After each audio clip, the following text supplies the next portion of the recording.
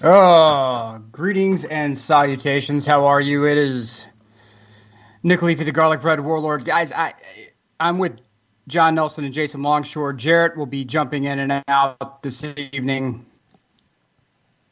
It's been a hell of a March, huh? All 365 days of it. Yep. All 365 days of March. Yep. Limit. It's only Monday. Oh my God. So, yeah, look, I was planning on getting rid of the 5 o'clock shadow a little bit here, and then maybe freshening the shave up, and then I was like, I'm not gonna. No, we're not doing that. No. No, we're not doing that tonight. So I had my my Guinness and Peroni half and half here lined up. Saw that. That's right. That's it. Okay. It's called an Leafy, man. That's what it is. It's an Leafy. It's a Guinness and Peroni. Hello. That's the blend. It's actually not terrible. Just saying. Okay. Hey, look, I'll have to try it. I've never tried it, so I can't say. Look, you're a Justin Bieber fan. We don't need your take. No. John, John, you can shut your mouth over there first off, because you just start hating no matter what. That's fine. I actually open my mind to musical artists who might maybe grow up and become adults and put out a good song here and there. That's all. Right. I'm not a hater. I have to leave this show, and I really am very curious what's going to happen when I come back. Oh, we haven't even gotten into the gambling sheet that, wow. Right. Did you use formulas in that? Were there formulas? No, of course not. I think they're supposed to be, but I think some information was inputted incorrectly, and I did win, but not with the setup that John did at all again. I don't know. It's okay. Let's go ahead and let's start with. It's something. Let's go ahead and start with Cassano. Your boy. You guys talked some about this morning, and I chimed in on the chat on the Twitch pitch, which is my favorite way to interact with the morning show. But I wanted to make sure that my full width and breadth of brain dumpery was appropriately discussed. Brain dumpery. Hey, look, it's been a long day, dude. I'm down there with you. I get it. I understand it. It's just it's a word that I will have to add to the vocabulary. There we go. Just get sorted and stashed up there. So Cassano says that since Juve have actually posted worse results with Ronaldo, that that essentially it's a failure, right? And and of course Twitter piles on and says, well, it's CR7's fault. Right? Oh, CR7's not getting them to the Champions League final. It's a waste. Look, no. Juve was in a position where they were the bridesmaids so many times when it came to the Champions League final, coming so close, and they were essentially the Atlanta Braves of Champions League. Right? How close can we get and blow it? That was them. I await your hate mail. But they needed to make a move like the Ronaldo move. I don't like Ronaldo personally. I hate the fact that he's my son's favorite player. But they needed to make the move. They have been getting by with very good players, but not great players. So pre-COVID, it was a great move. Post-COVID, where you have his massive wage bill on the books, now it's time to rethink that. And it's not Ronaldo's fault that Juve's not where they want to be. Juve neglected that midfield for, my God, so long. Plugging and patching in random guys here and there. The back line is older than the crypt keeper. And they believed for a while that Bonucci was going to be the guy to take over when Chiellini finally stepped away. And Bonucci showed you time and time again, he's not a natural-born leader. He's not a great organizer. He's not someone that you want to put in charge in a high-pressure situation. Distributing from the back, very good. Organizing, not so much. And so Juve has so many deficiencies that one guy is not going to solve the problem, right? Like Real Madrid looks like the Bulls. They look like the Bulls without Jordan, where they were a very good team still. but they didn't have that killer on the roster who could get them over the hump. This doesn't look like that. This looks like essentially this team is probably a mid-table team without. If they don't make that last-minute move for Chiesa and they don't have Ronaldo on the roster, Juve's a mid-table team this year. I mean, it just is. It's not. It's an organizational problem, not one guy's problem. You know, and the challenge comes in because Juve planted a flag and said it's Champions League or bust. Just like the Cowboys every year, we're going to win the Super Bowl, Cowboys forever, you Lone Star State, man. And then they choke, they lose, and everyone piles on them. And it's not, I used the name earlier because, you know, I think it's relevant. It's not Miles Austin's fault.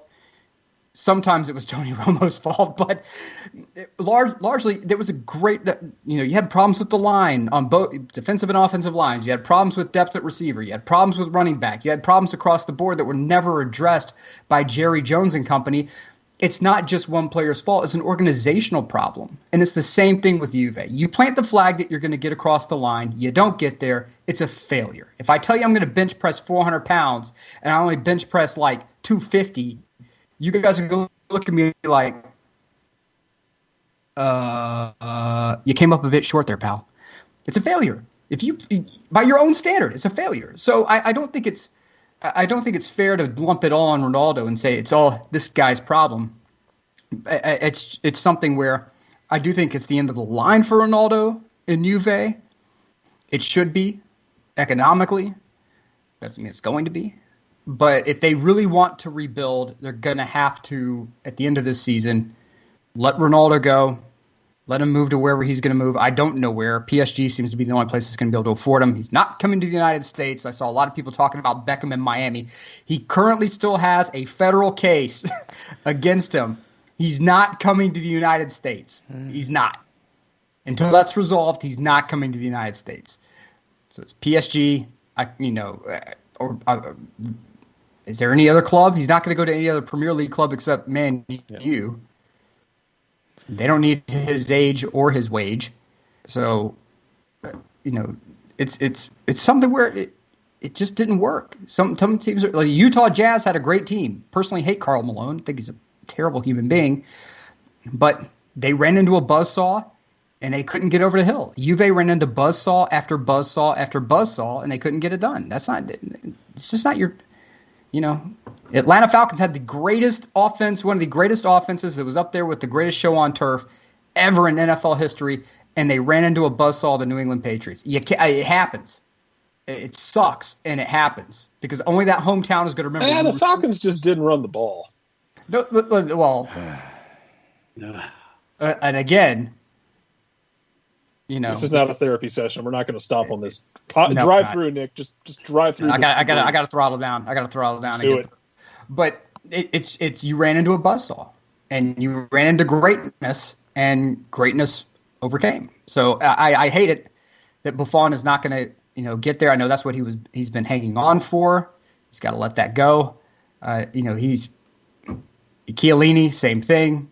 He's got to walk away. It's time. And they need to do a full rebuild of that club that's been way overdue. But the good news out of all of this for United States men's national team fans is that Weston McKennie, because of the deficiencies in the midfield for so long and the budget issues and everything else, they took a shot on an American player, which would have been unheard of 2 or 3 years ago, and it has worked out marvelously for them. To even where if you talk trash about Juve's midfield, even Italian fans are chiming in now and go, except McKennie. So even the Italian Juve fans are chiming in, defending an American player, which I mean, it's the 9th sign of the apocalypse. I mean, a giant Earth-killing asteroid is going to slam into us tomorrow. But, gentlemen, your thoughts? Here's a couple things. The headlines are twisting the quotes from Cassano in different directions. Cassano didn't actually say that Cristiano Ronaldo has been a failure at Juventus. Right. And look, somebody who scores, I believe at current count, 91 goals in 118 matches at Juve is nowhere near resembling a failure. No. So we can throw that out in the trash. The quotes, and I'm going to read you, this is from Football Italia. talking about Ronaldo, he has another year left in his contract. Juventus signed him to win the Champions League, but they have had their worst results since he arrived.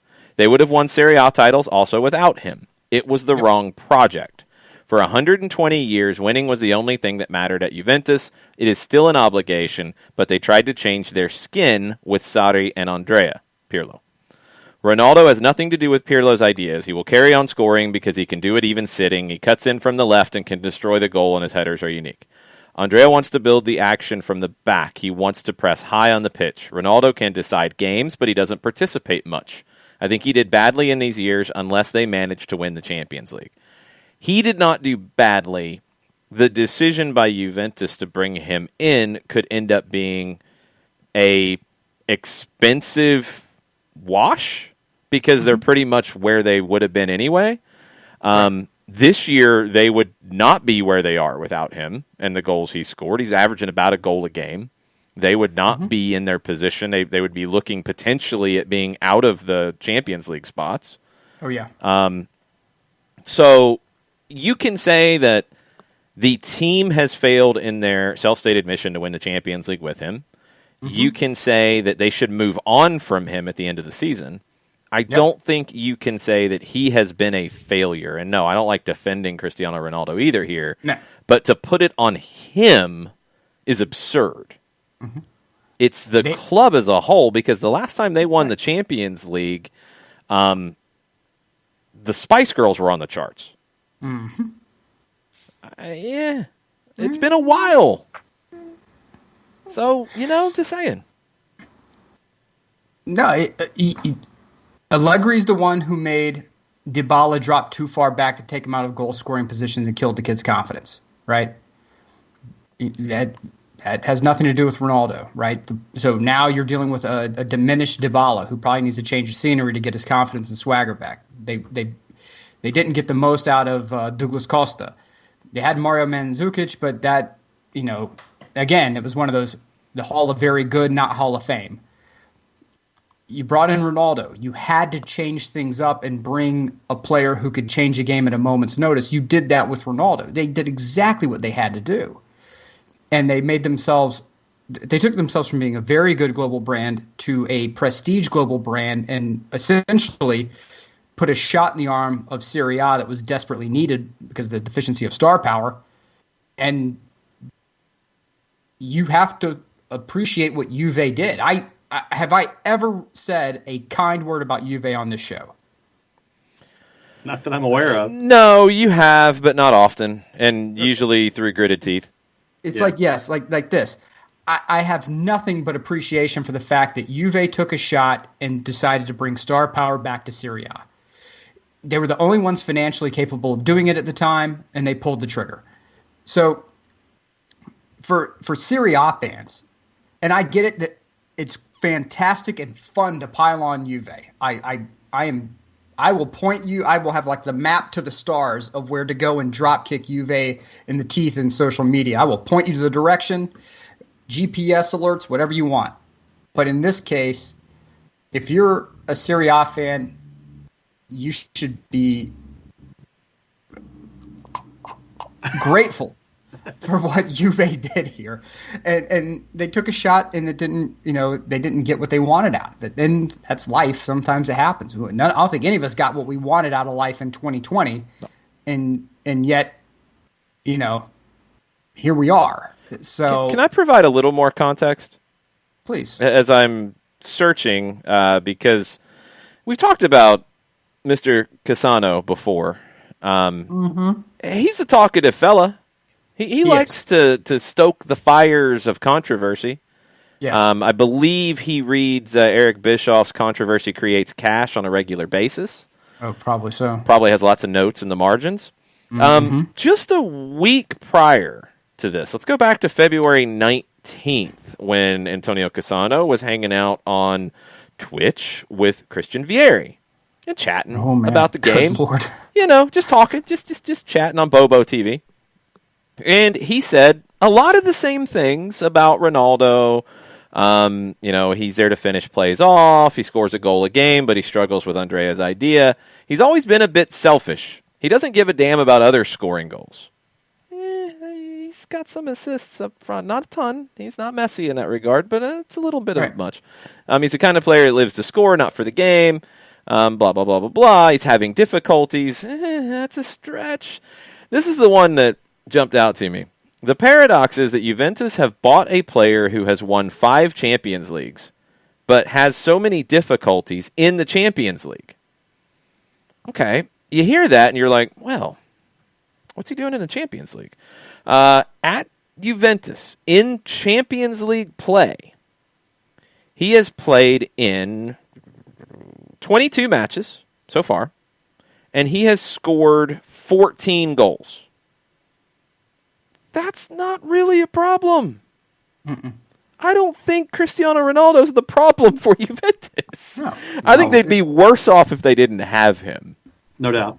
That's the thing that Cassano is talking to get attention, as he has known to do throughout his career.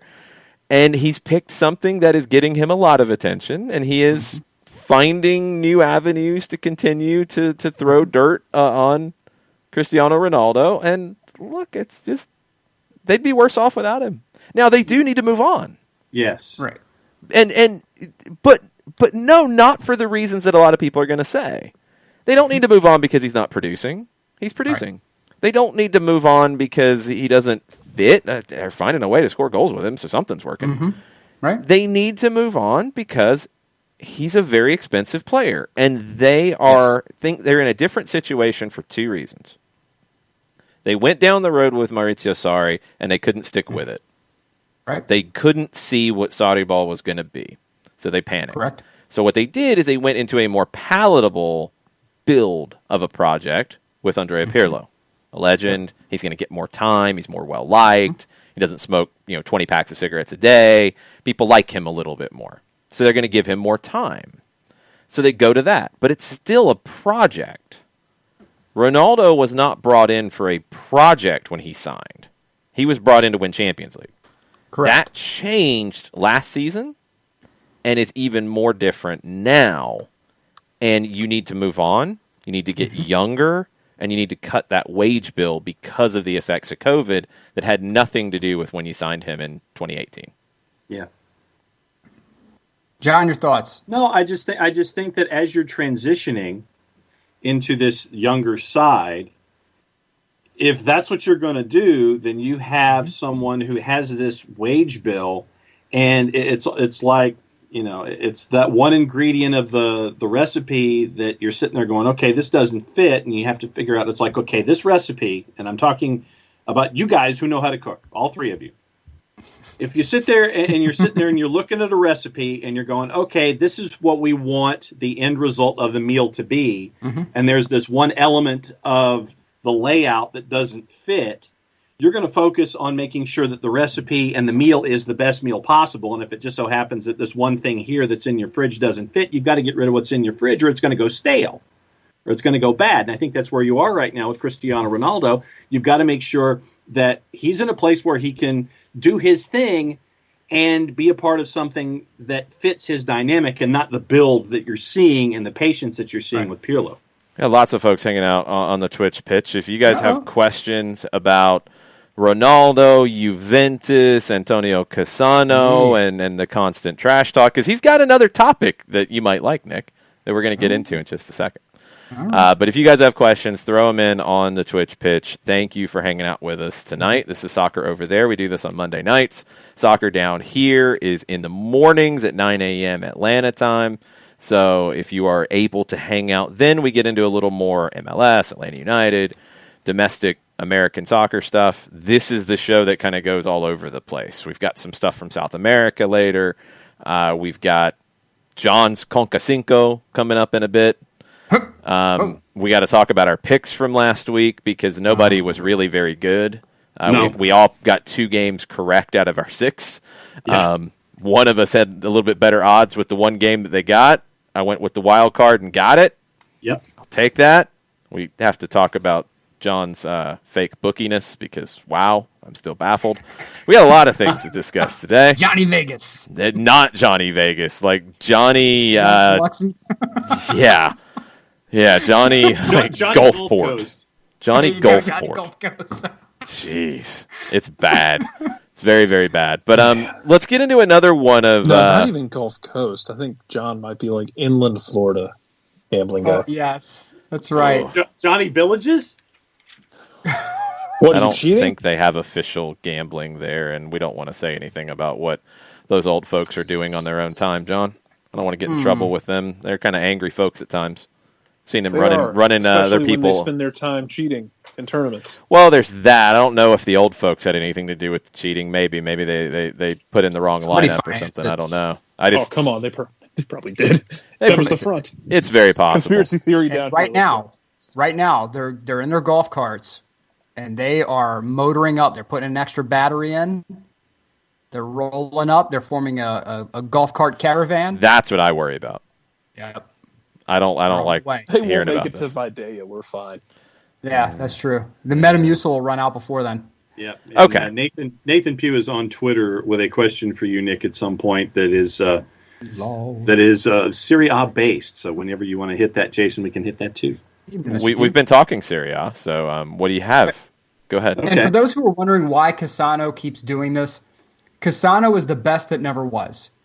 He's a guy that was touted by Totti and Zidane and all these other cats as the dude who was gonna come in and be the next man, and mentally he couldn't handle that level of pressure or stress, and he bounced from team to team to team to team to team, and he just never.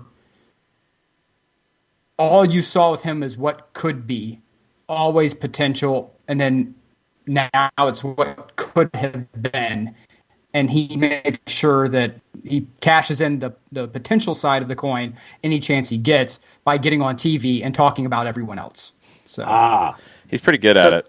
So he's basically running smack from the back row because he couldn't do it himself. correct. Well, He could, but mentally Yeah. he short-circuited his own career. So it's not like even that.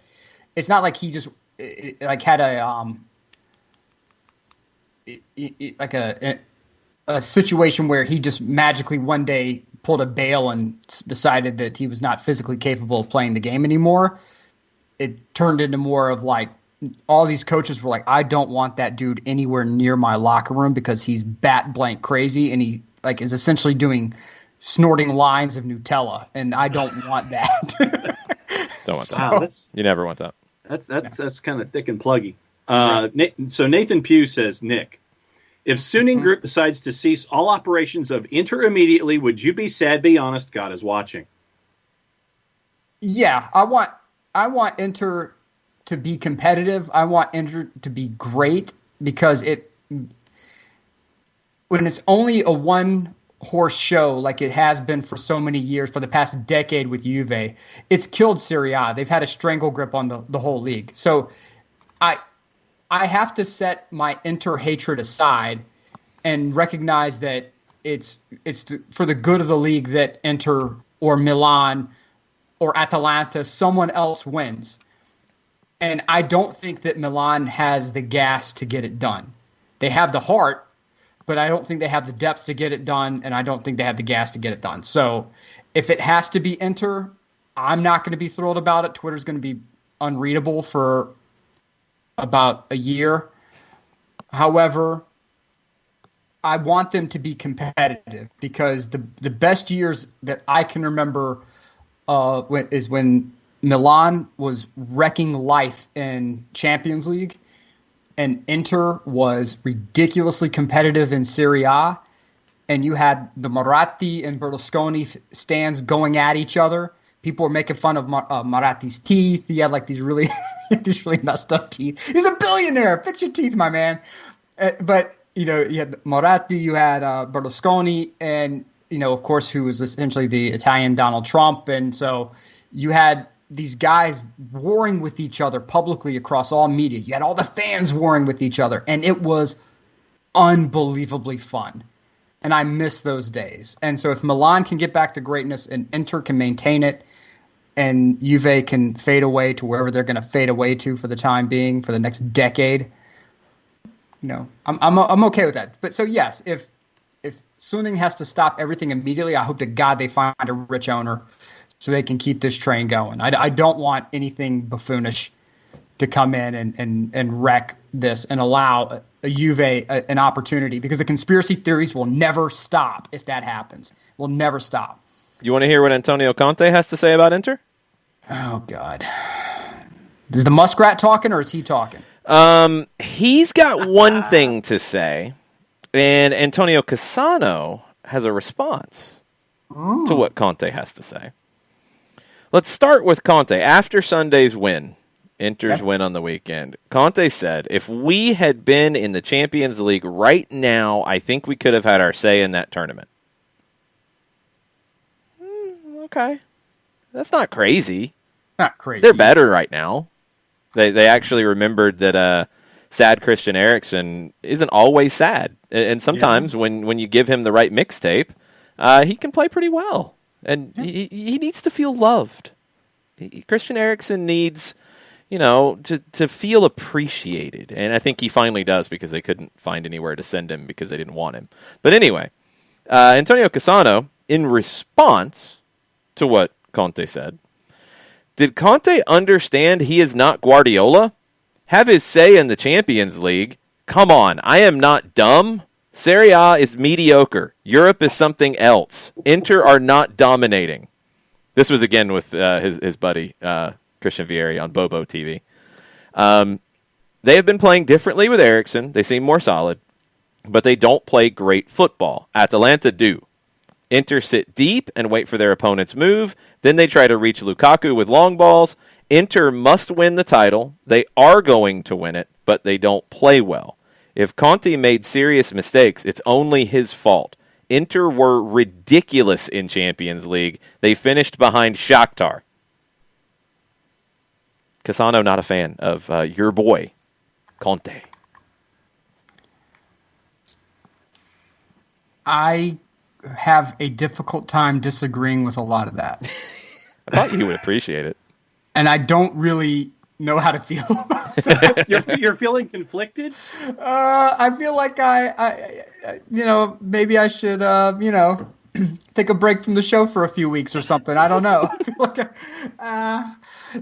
Here's where he's not wrong. One, teams that are left in Champions League. Let's go ahead and pull up the Champions League table here. I think they would cause PSG problems. Yep. I think that they would have trouble with Leipzig, Dortmund. No. Believe it or not. Not Leipzig. I think not Dortmund either. I don't think so. I think they'd be fine. Well, here's why. Any team that can press effectively. Inter has problems in the back distributing the ball laterally and backward. They can make sloppy passes. They skip it laterally and backwards. They skip it now. They're just sitting back. I mean, I think Cassano nailed it. Like, get numbers behind the ball, sit back, play long to Lukaku, let him be a sledgehammer and do it. Like, they're not. They've realized that maybe they shouldn't be trying to do that, and they just skip it. Right. But I do think that there are a lot of teams left in this league that would cause them tremendous problems. Yeah. I've been visited by a princess. Come here, Lovey. That's always good. And total princess with tiara. Right. Nicely done. That's right. Can you say hello? Hello. There you go. Hola.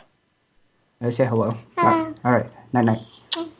Love you, Pumpkin. Night-night, Princess Daddy. All right. Night-night. So I think Cassano has a point that a lot of Serie A teams would have trouble in Europe. I think that Atalanta can be removed from that part of it. They are the exception. It really comes in the fact that Atalanta's midfield is bat blank crazy. Their transition game is nuts. I think they can survive in a tournament like Champions League. Inter, where they sit back and just absorb, that's fine, but you're going to find teams that would press them and cause problems when they are forced to move laterally, and that would kill them. Because they are a team that is subject to sudden swings. If you score against them and they don't score within a 5-minute, 10-minute period, the game gets out of hand for them very quickly. And then they start just going, good God Almighty, Hail Mary, everything to Lukaku and see what you can get. I just don't think that Inter has the capability of causing. I think it's because Conte looks and he sees Real Madrid is not the Real Madrid of old. And it's like, we could survive that. But I'm sorry. I see a lot of teams in who's left over that would cause them significant trouble. No. And Serie A's play right now is not elevated. They are not one of the top leagues in the world right now. They are caught between a very organized and efficient way of playing. It's not catenaccio. Don't call it catenaccio. It's not what it is, but it's disciplined, structurally a very strong style of play, and they're trying to figure out who they are. Because they're not going to be Spanish football, they're not going to be Germany, but they're trying to pull in elements from these other leagues, the possession of Spain, a little bit of the pressing of Germany, and they're trying to figure out what's going to work. And they haven't figured it out yet. I think that's okay. It's okay to say that. I love Serie A. It's okay to say they're not at their best right now. It's a fact, and the fact that I have to agree with Cassano is ripping my guts apart. But it's not wrong. I mean, is anybody? We'll just have to agree to disagree. But is anybody figuring it out as opposed to having it figured out? Is there anybody progressing? If Atalanta had a budget, they would. If Atalanta, even though they were the ones that we set aside and said, "Hey, look, I think they could survive in Europe." If you gave Atalanta a budget, they would be terrifying. They'd be absolutely terrifying. But they don't have the budget, so that makes what Gasparini's doing there absolutely miraculous. So, and there's 100% reason why he's still there after the Papu Gomez incident, because almost any other team is like, yeah, you got to get out of here. Yeah. Atalanta was like, are you kidding me? We're not getting rid of the guy who's running the cash Papu Gomez to Sevilla, of all places, which is a pretty good landing spot, and Sevilla kind of lucked out and all that, but Right. He's not wrong, though. Cassano's not wrong. It's okay to admit it. I think we have to admit where we are deficient at times in order to make progress, and you have to face it. And for too long, Serie A has not faced certain realities. So if Sassuolo got a budget, the way that they play, they could get it done. I'm looking more toward the next 5-10 years, what teams like Spezia and Parma are going to do if they are able to get a budget, keep a budget, what Milan can do if, with stability and some Champions League years underneath them. That's things that excite me. I think we can get back to being a very prominent league in Champions League, but not right now. Well, there's a question on the board from AKA JRY. Mm-hmm. Do you think that Atalanta just barely losing to Real Madrid is indicative of the leagues being close in regards to competition? I don't think it's close in terms of competition. I think Serie A is a tough league to read, because there are times when a team like Torino can come in and look like world beaters for like a day. Like, my God, how did they unload on this team, on Team X like that, and then completely get wiped out the week after? I think Atalanta is running into what we talked about would be a problem with a lot of your high press teams with the condensed off season. They're tired legs, they don't have a budget to completely reload in a transfer window. I think Atalanta could be better than what they are right now. I think that's more indicative of the team itself and not the league overall. So I think some of it's on Real Madrid too. I mean, Real Madrid's dealing with injuries and they've got dysfunction. And, as we saw today, I mean, the game with Real Sociedad 1-1. Real Madrid not exactly looking great. I mean, even in that win, they didn't look great over Atalanta, who had playing with 10 for most of the match. And Real Madrid's going into a huge match this weekend. They are facing off with Atletico Madrid, the Madrid derby, and Atleti is leading the table now by 5 points. They still have that game in hand on Barcelona and Real Madrid. Real Madrid, a win today would have closed that down even further. Right. They weren't able to do it. They just weren't able to get it done. You've got a lot of questions at Real Madrid. What's going on next with them? Sergio Ramos is still lingering around. What's going to happen with him? You've got Rafael Varane being linked to all sorts of teams now because he's not happy. You've got Gareth Bale. They're hoping he keeps scoring goals because they want to get rid of him because they don't want his contract on their books because they want to go get Kylian Mbappe. They might want to go get Erling Haaland. Like, Real Madrid's got so much going on that I think their performance against Atalanta was two teams that are a little flawed right now. You know, Real Madrid's not at their best. They're not healthy. They're not firing on all cylinders. Atalanta's not at that level, but when Real Madrid is not at their best, then yeah, they can compete. You know, if you took Inter right now and you paired them up with Atleti, the two league leaders, okay, where do you feel that falls, Nick? I think if you had both teams fully healthy, fully fit, I think Atleti runs the field with them. And that big of a difference? I don't think it's a particularly close game. Wow. See, I don't think it's that big of a difference, but I would go Atleti. Yeah.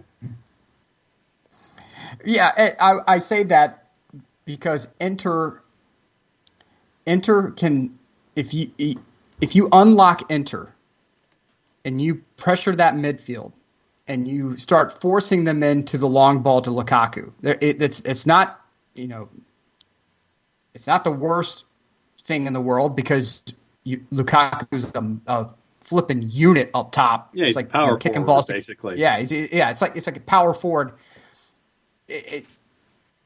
I just think that if you apply pressure to the midfield and force them to go horizontal, you can catch them in bad situations. Because they don't make the best passing decisions going laterally and in reverse. And the keeper, Hakimi, his tendency to drift out of the box is something where you can exploit that, and it has been exploited several times this season.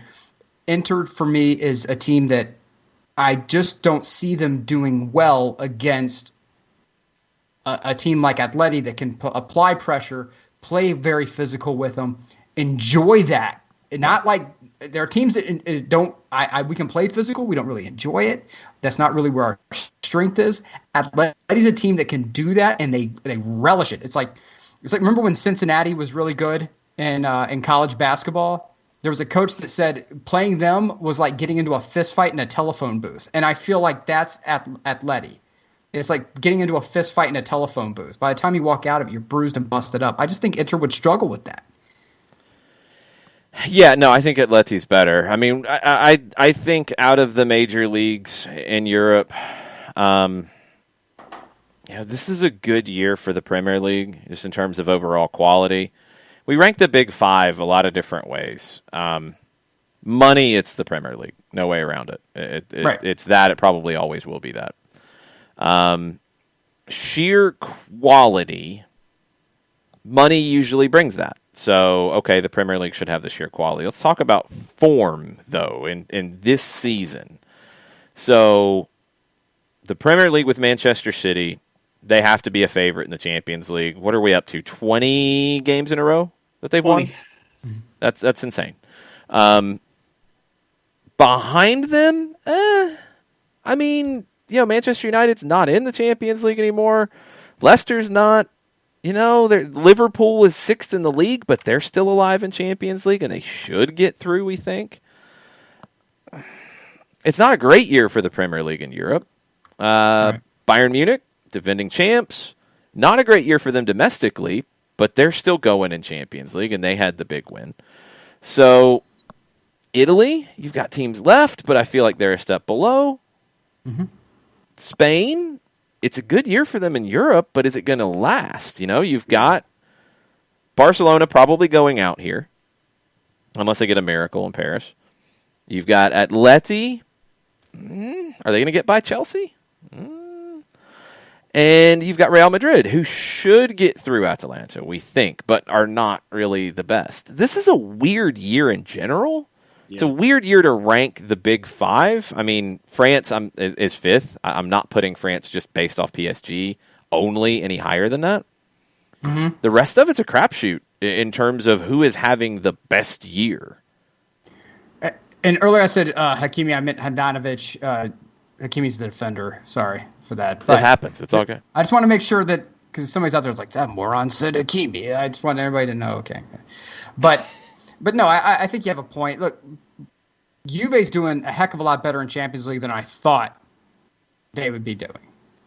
And I mean, you can't knock that. But, obviously, as we spoke about last week, the table in Serie A is very tight. You're one loss or a draw away from falling out of the top three entirely. So, domestically, I would say this is not Juve's finest form, but they're doing very well in Champions League, right? I mean, I have no clue how Bayern Munich's doing what they're doing, because they seem to be playing every second day. Yeah. and wiping the floor outside of Germany where they're playing. So it's this year's. We said it about 2020. We got to add it in here. These next couple of years are going to be wacky until we're completely done with COVID. This summer is going to be wild on the transfer scene. I think maybe one of the weirdest, because you got so many guys out of contract, so you've got so many free transfers. Juve's been the master of the free transfer for years and years. You're going to have a bunch of guys who can change teams' fortunes on a free, and I'm not even getting into just Messi and Ramos. Right. There's so many more. But you've also got Erling Haaland, who's going to go somewhere. Like, Correct. I don't see Dortmund getting into a Champions League spot. They're going to have to sell. They know he would be gone next year. Maybe if they get into a Champions League spot, they decide to keep him for one more run at the Champions League. Even that, I'm skeptical. They know they're going to lose him for €75 million after next season. Release clause, he's out for that amount. No question about it. Mm-hmm. So if you're going to get a bigger check, it's now. And if you don't make Champions League, you have to. You have to, just to balance the books. The finances are going to affect some teams' moves. But then there's only a handful of teams that can get him. Mm-hmm. PSG, Real Madrid, a bunch of teams in England. But, okay, that's it. They don't get him. Cristiano Ronaldo maybe is a nice plan B for a few teams, maybe, possibly. I don't think Gareth Bale's a plan B here, but he's another guy who would probably be available for a cut rate. And there's going to be others. Don't be shocked if Juve and Ronaldo come to a deal where they mutually terminate the contract and let him leave on. I think something like that will happen. Yeah, don't be terribly shocked if something like that. I'm not expecting a big transfer or anything like that. I'm expecting it to be much more of a you want to go, we kind of want you to go. Cool, thank you for your service. Here's a Jeep. Have fun. Yeah. Yes. Here's a Jeep. Go. We'll see you later. Good times. We'll bring it back when fans can come back. They can say bye. It's wonderful. It's going to be wild. We're going to talk about all the guys out of contract here in just a second. We're going to get into England. Kate asked about, on my board, referee shenanigans.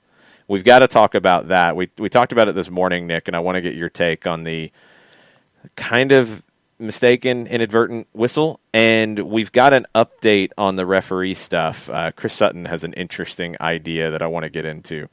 But before we move on from Champions League, let's wrap what happened last week and kind of what's coming in Champions League. You don't have games this week in Champions League. You actually get a break. Last week, after our show, Bayern Munich shocked all of us with a win at Lazio 4-1, total domination. Mm-hmm. Chelsea didn't necessarily shock us, but Atleti was not good enough in that match, and Chelsea wins the road game that was not actually at Atleti. All kinds of stuff. Yippee. 1-0 Chelsea. Manchester City, 2-0 Mönchengladbach. Anybody in the world could have picked that one. And Real Madrid against Atalanta with the red card early for Atalanta. They had the man advantage. It took them a long time, and they got a great goal to break it open and win 1-0. Haven't talked to you about this since, Nick. That red card in the Atalanta match. Do you remember it? And did you like it, not like it? What are your thoughts? No, I don't remember it. It was the one. It was a dog so one. We had a tournament this weekend, so I was catching games as I could. No. It was the dog so one where the question is another defender being close by. You got me? Yeah. Where I talked about that with the stature of the player. If the issue I had is I did not think that it was a red card, but I understood the ref's decision. I didn't agree with it, but I understood it. If the Atalanta player goes in and jostles for the ball, and when you cross inside the box, you have to, as a defender, put as much doubt into the official's mind as humanly possible. You know that the offensive player is going to go to the ground if they feel like the air pressure shift. They're going to go to the ground. And if they don't believe they have a clean shot, they will absolutely go to ground. So as a defender, you have to prepare yourself mentally. All right, as soon as I see his body in a non-running position, meaning that it looks like he's dipping the shoulder, he's going to go to ground. I need to go to ground. So we both are going to go to ground to make it look like it was a 50-50 ball and it was just inadvertent feet got tangled. Maybe the ref calls it, maybe the ref doesn't, but we're moving the scales out of just the offensive player's side to make it a little more balanced. The Atalanta player was straight up, and it looked like he reached in. And as a result, the ref said, okay, dog, so red. And I understood the ref's position. The defender has to go to ground there. Make it look contested. Make it look like the offensive player, tangled up with you as well. That's something that a defender should do. But I also understand the defender's position as, I don't want to go to ground because if I go to ground, then maybe he has a free shot on goal. Yeah. But I'm watching the shoulders.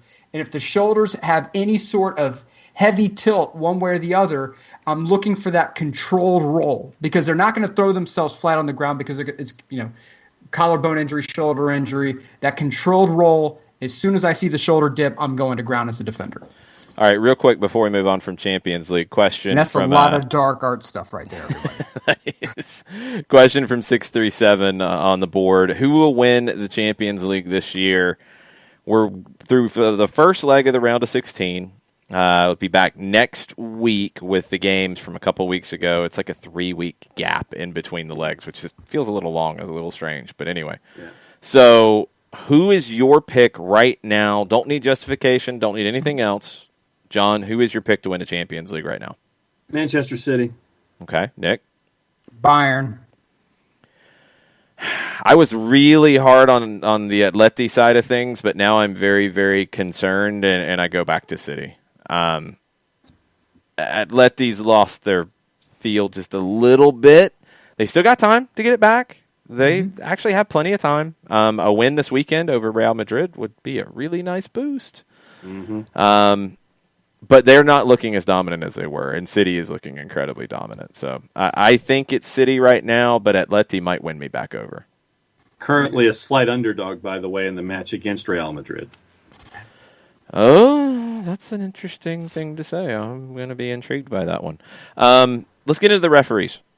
So we talked about the situations from the weekend. I know that I'm in the minority on this, on the Hudson-Odoi handball, that I'm okay with them not calling the penalty there because I don't think there's intent.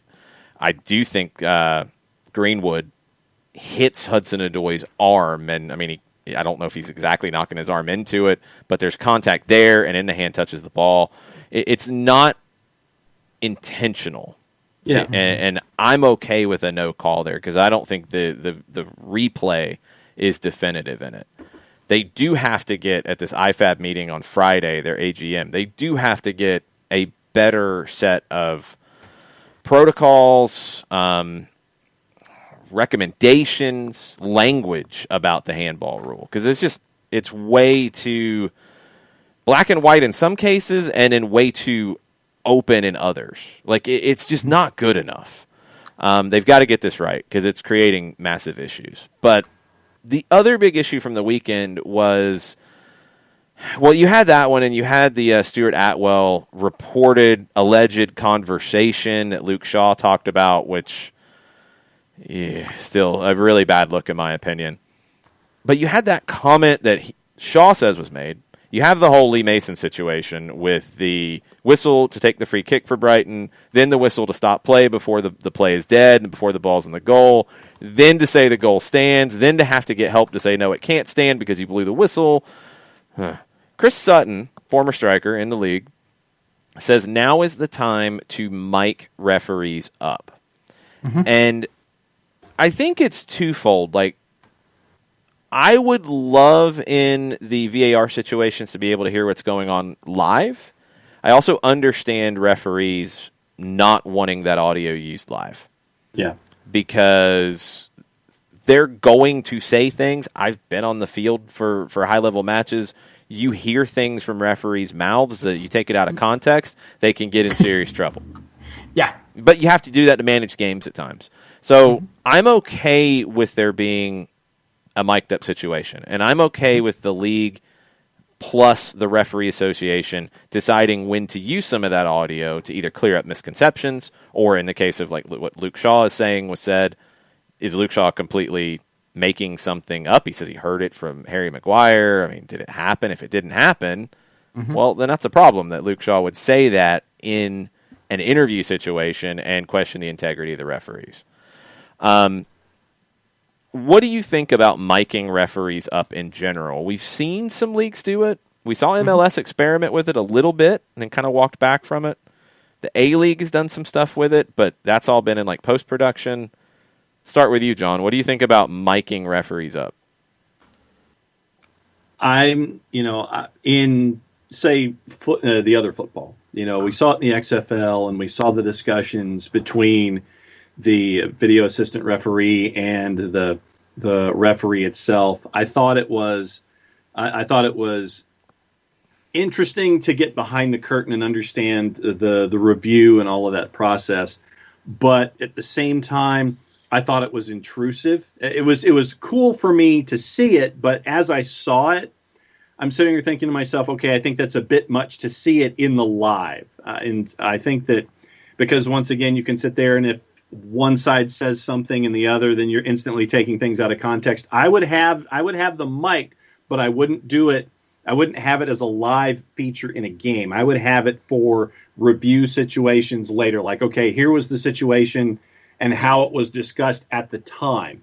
So I'm for the miking for it, but I don't want to hear it in a live situation. I want it to be later if an explanation warrants, here's what the rationale was in making that decision.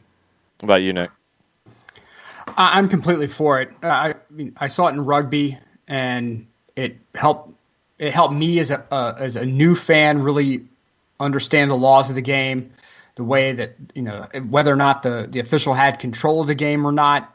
And I'm a big believer in technology to solve modern problems.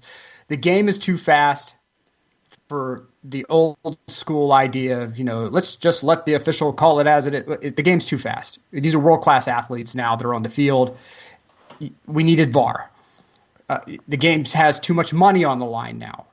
And we have seen where controversy can degrade the quality of officiating because we need to know as fans what's going on in the field. The microphone helps with that. Now, in my opinion, can we figure out some challenges as far as the usage? Sure, but I think that we need to use the microphone just so that way, if a situation like this, okay, let's go to the call, and as the official's going to VAR, you push the button just like the NFL officials do, and you're talking through it. Okay, I'm looking because I believe that there's a contact in the box. Yeah, right. I'm looking. They come in. Okay, there's contact, red, clear. Okay, and then back on the field and call it. Does it need to be going the whole game? No, I don't think so, because there are plenty of times where a ref is going to be like, somebody says F you ref, and then the ref is like, yeah, right back at you, pal, and the game keeps moving. Now for a player on the field and for the official, that may be normal, but for the average fan at home, it's like, a lot of pearl clutching and, oh my God, that official hates our team. We don't need that. Yeah, that's the one thing that worries me. Right. I don't need it from the run of play all the time.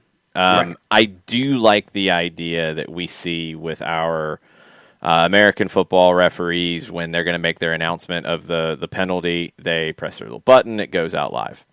In VAR situations, that should be mandatory, or the producer should push the button for them and push them live. I'm good with that. I love that idea. run a play, especially in heated situations, I think it opens up more issues than it helps solve. Yeah. But I do like to have that audio track recorded, so if there are issues later or things being alleged, then we have it. I like explaining why things are called, but I don't need the game management side to where referees then feel like they can't talk to players, because I think it's the number one thing that a good referee does. You don't just throw yellow cards around to manage the match. You actually talk to players. And, sometimes you drop some F-bombs, and sometimes you drop some other bombs. But it's how you manage the game without putting a player in jeopardy of a second yellow. And I don't want that ability taken away from referees who feel like then they can't talk the same way to players. I don't care if the referee is, salty on the field and has salty language. I could care less. Yeah. If they manage the game effectively, good. If they get the right calls right, if they explain themselves well in the moments where they have to, I'm good. I don't need to know the rest. They had it on ESPN Plus has some fantastic Serie A content, and they've had it. I want to say it was after a Milan game. They had a feature that ran, and it was the life of the official, and the official's on the field, and they're going through the game, and the camera was focused just on the official himself. And they had it subtitled, and you could see where one of the players is just going in on the ref. Like, how could you miss? This should have been a freak out. And then the official goes over and says, look, I didn't call it because this and this and this and this. Okay? All right, can we shut up and move on? And the player's like, yeah, okay, cool. And when you see that kind of interaction, we as fans in the stands and on television, we look at it and we're like, oh, man, he's given that, our players are infuriated, but you're missing that key moment where our player now understands why the call wasn't made, and the play continues. Have it as a recorded element, and then in a slow and a stoppage of play or at a time where you can drift in that kind of a thing. Okay, here was that conversation that we had just a couple minutes ago down there on the field. Wipe to it and have it as a moment of tape so the fans can understand what happened. You're gonna need producers who understand the game in that situation, and you're probably gonna need somebody who is thinking about it from a referee perspective as well, because the number one thing you got to protect. I know, Nick, you're lobbying to be one of those producers. I know, I got you. But you also have to protect the integrity of your referees. Absolutely. And leagues and broadcasters have to do that, because you don't want everybody questioning the referees. We know how that's gone in Italy, right, Nick? Oh my God, no! And this is before doxing was a thing. You'd be like, oh yeah, that guy. He grew up a Fiorentina supporter. Yeah. No wonder he hates Juve so much. Yeah, filthy. Oh God, I've heard he wears purple underwear when he's reffing against Juve, so that way you hear all these stories, and not to mention, because of Calciopoli, you actually had officials on the take.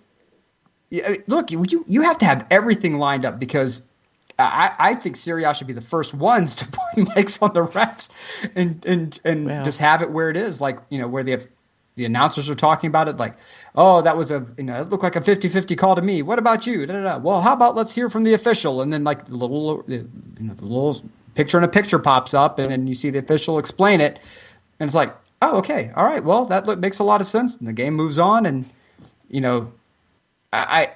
I think it takes away a lot of the cloak and dagger, aluminum foil hats, and the black helicopters and everything else. Because anytime Inter loses to Juve, the black helicopters come out. Anytime Juve gets a penalty in the 87th minute, the black helicopters come out.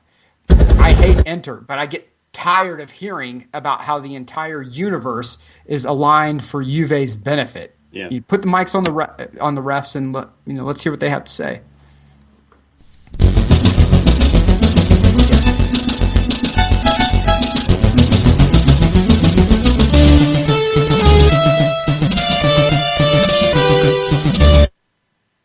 Mondays with Reddit. All right. AS in Spain has given us a best 11 of players who will be available on a free this summer. we'll say maybe where these guys might end up, what might happen with them, and we'll start, Nick, with your boy, Donnarumma. Oh, God. Mino Raiola demanding a wage of €10 million per season. Milan reportedly offering $7.5 million over 5 seasons. Raiola also wants a release clause of €40 million fixed. That feels a little low, possibly. It's not looking good. What's going to happen? They'll settle on 8.5, €60 million release clause. And that's because Mino Raiola really wants Donnarumma away from Milan. He doesn't like how the Milan supporters early on kind of went after him. They call him Donnarumma because of Mino Raiola's shenanigans.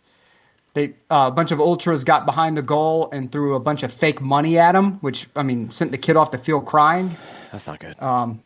But he grew. He is Milan through and through. He doesn't want to leave Milan. He wants to be in the same category as the Maldinis of the world, and the $40 million. The $40 million release clause is pure Mino Raiola wanting him out. But I think it's eight. It's about 8.5, €60 million clause, and I think that's where it's going to land. I think he probably stays, but we'll see. Sergio Ramos is next on the list, and there's been a breakthrough between Sergio Ramos's people and Florentino Perez. He wants to stay. It looks like they're at least talking again, but Real Madrid wants the 10% cut in salary for a 2-year deal. I think he wants more money and more years. I think he's looking for 3. Do you think Sergio Ramos stays in Madrid? No. I think he does. I think he should. I think he does. But I don't think he's going to. I think he does. I think he probably takes a bad deal and stays. He could probably make more money elsewhere, but I don't think he wants to. I think he stays. Okay.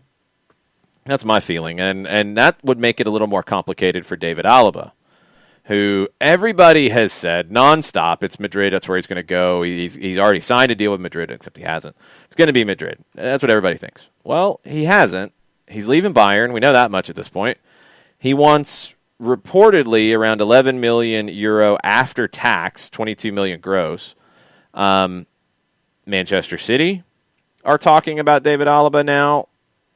Somehow Barcelona's talking about David Alaba, and I think that's just fantasy land at this point. Liverpool, Chelsea, and PSG are all talking about David Alaba. Who wins the David Alaba sweepstakes? I think that is going to be. I think Real Madrid wins it, but I don't think he comes in as a center back. If he said he wanted to be a midfielder, didn't he? He said he didn't want to be a center back. He's talked some things, yes. Oh, for me, it's either Liverpool or Chelsea. I think he's at PSG because I think Ramos stays and PSG says, okay, well then here we go. Let's go pay for David Alaba and go get him. Okay.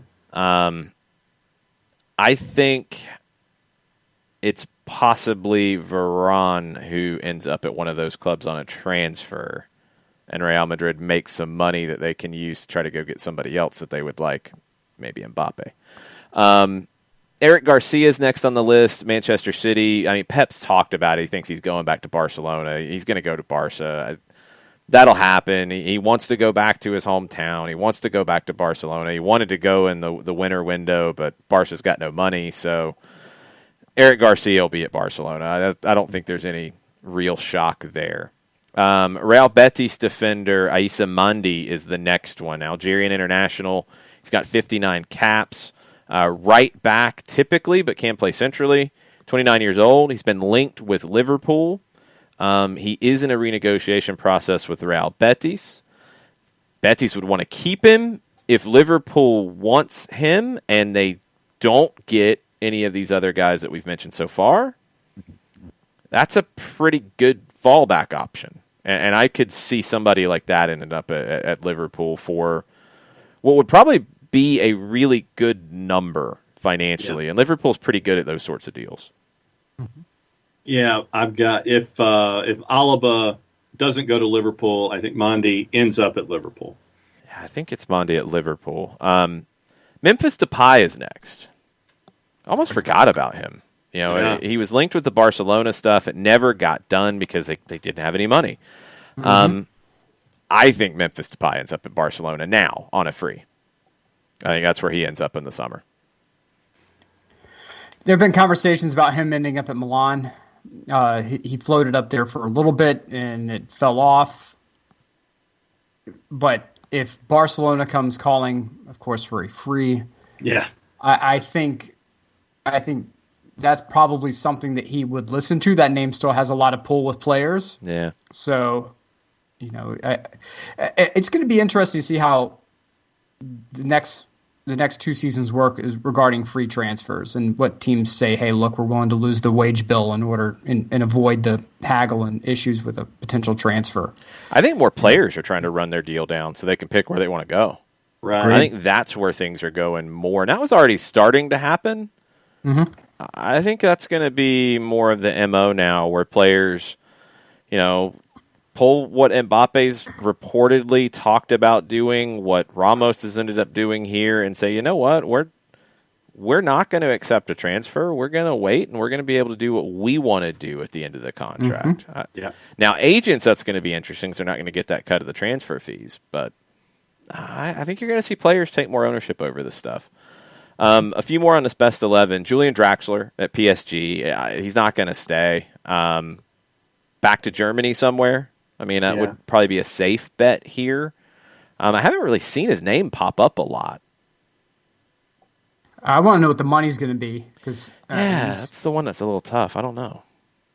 Don't be shocked if he ends up in Serie A.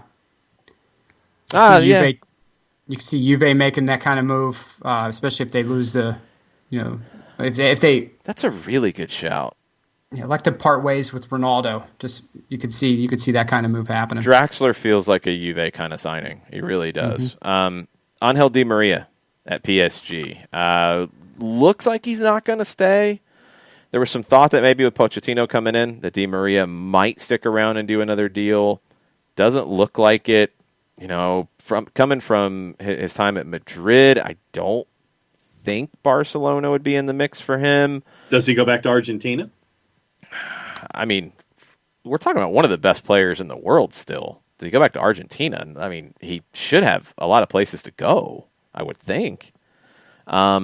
Would he go to another club in Spain? I don't know what the terms were when he left. I don't think he goes back to Real Madrid, but would he go to Atleti? Would he go, to a Sevilla? He's an interesting one because it's a little hard to tell. He's not ready to go back to Argentina yet. Okay. He feels like a contract away from that at least. I mean, how old is Di Maria at this point? Is he around 30? Yeah.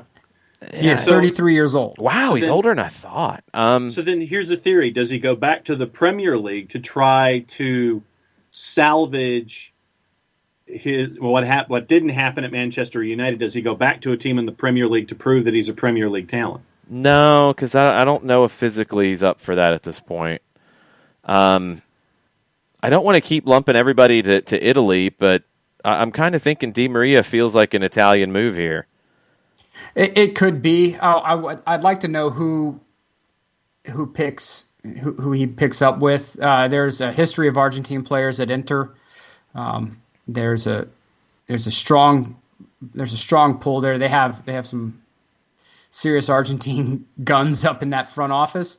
If they're well funded, I could see that move. If not, I would not be terribly shocked if he tried maybe to find his way to the United States. Yeah, that's a possibility too. There could be a nice contract for him somewhere. Kefsy's already mentioned Cincinnati. D. Graham and Byrne have popped in on Draxler. D. Graham says he's been linked to Arsenal. Always linked to Arsenal, but I haven't heard much about it this time around. Byrne thinks he'll be back in Germany on a much reduced salary. Will with a good one on Di Maria, because now I don't know where his mood is in Spain, like if he would go back like to Atleti and be crosstown from his former club Real Madrid. We know he did not have a good time at Manchester United. Right. Would he go to Everton? Will says reunite with James at Everton. That's an interesting idea. Point of order, if Yes, I may, point of order. on Angel Di Maria.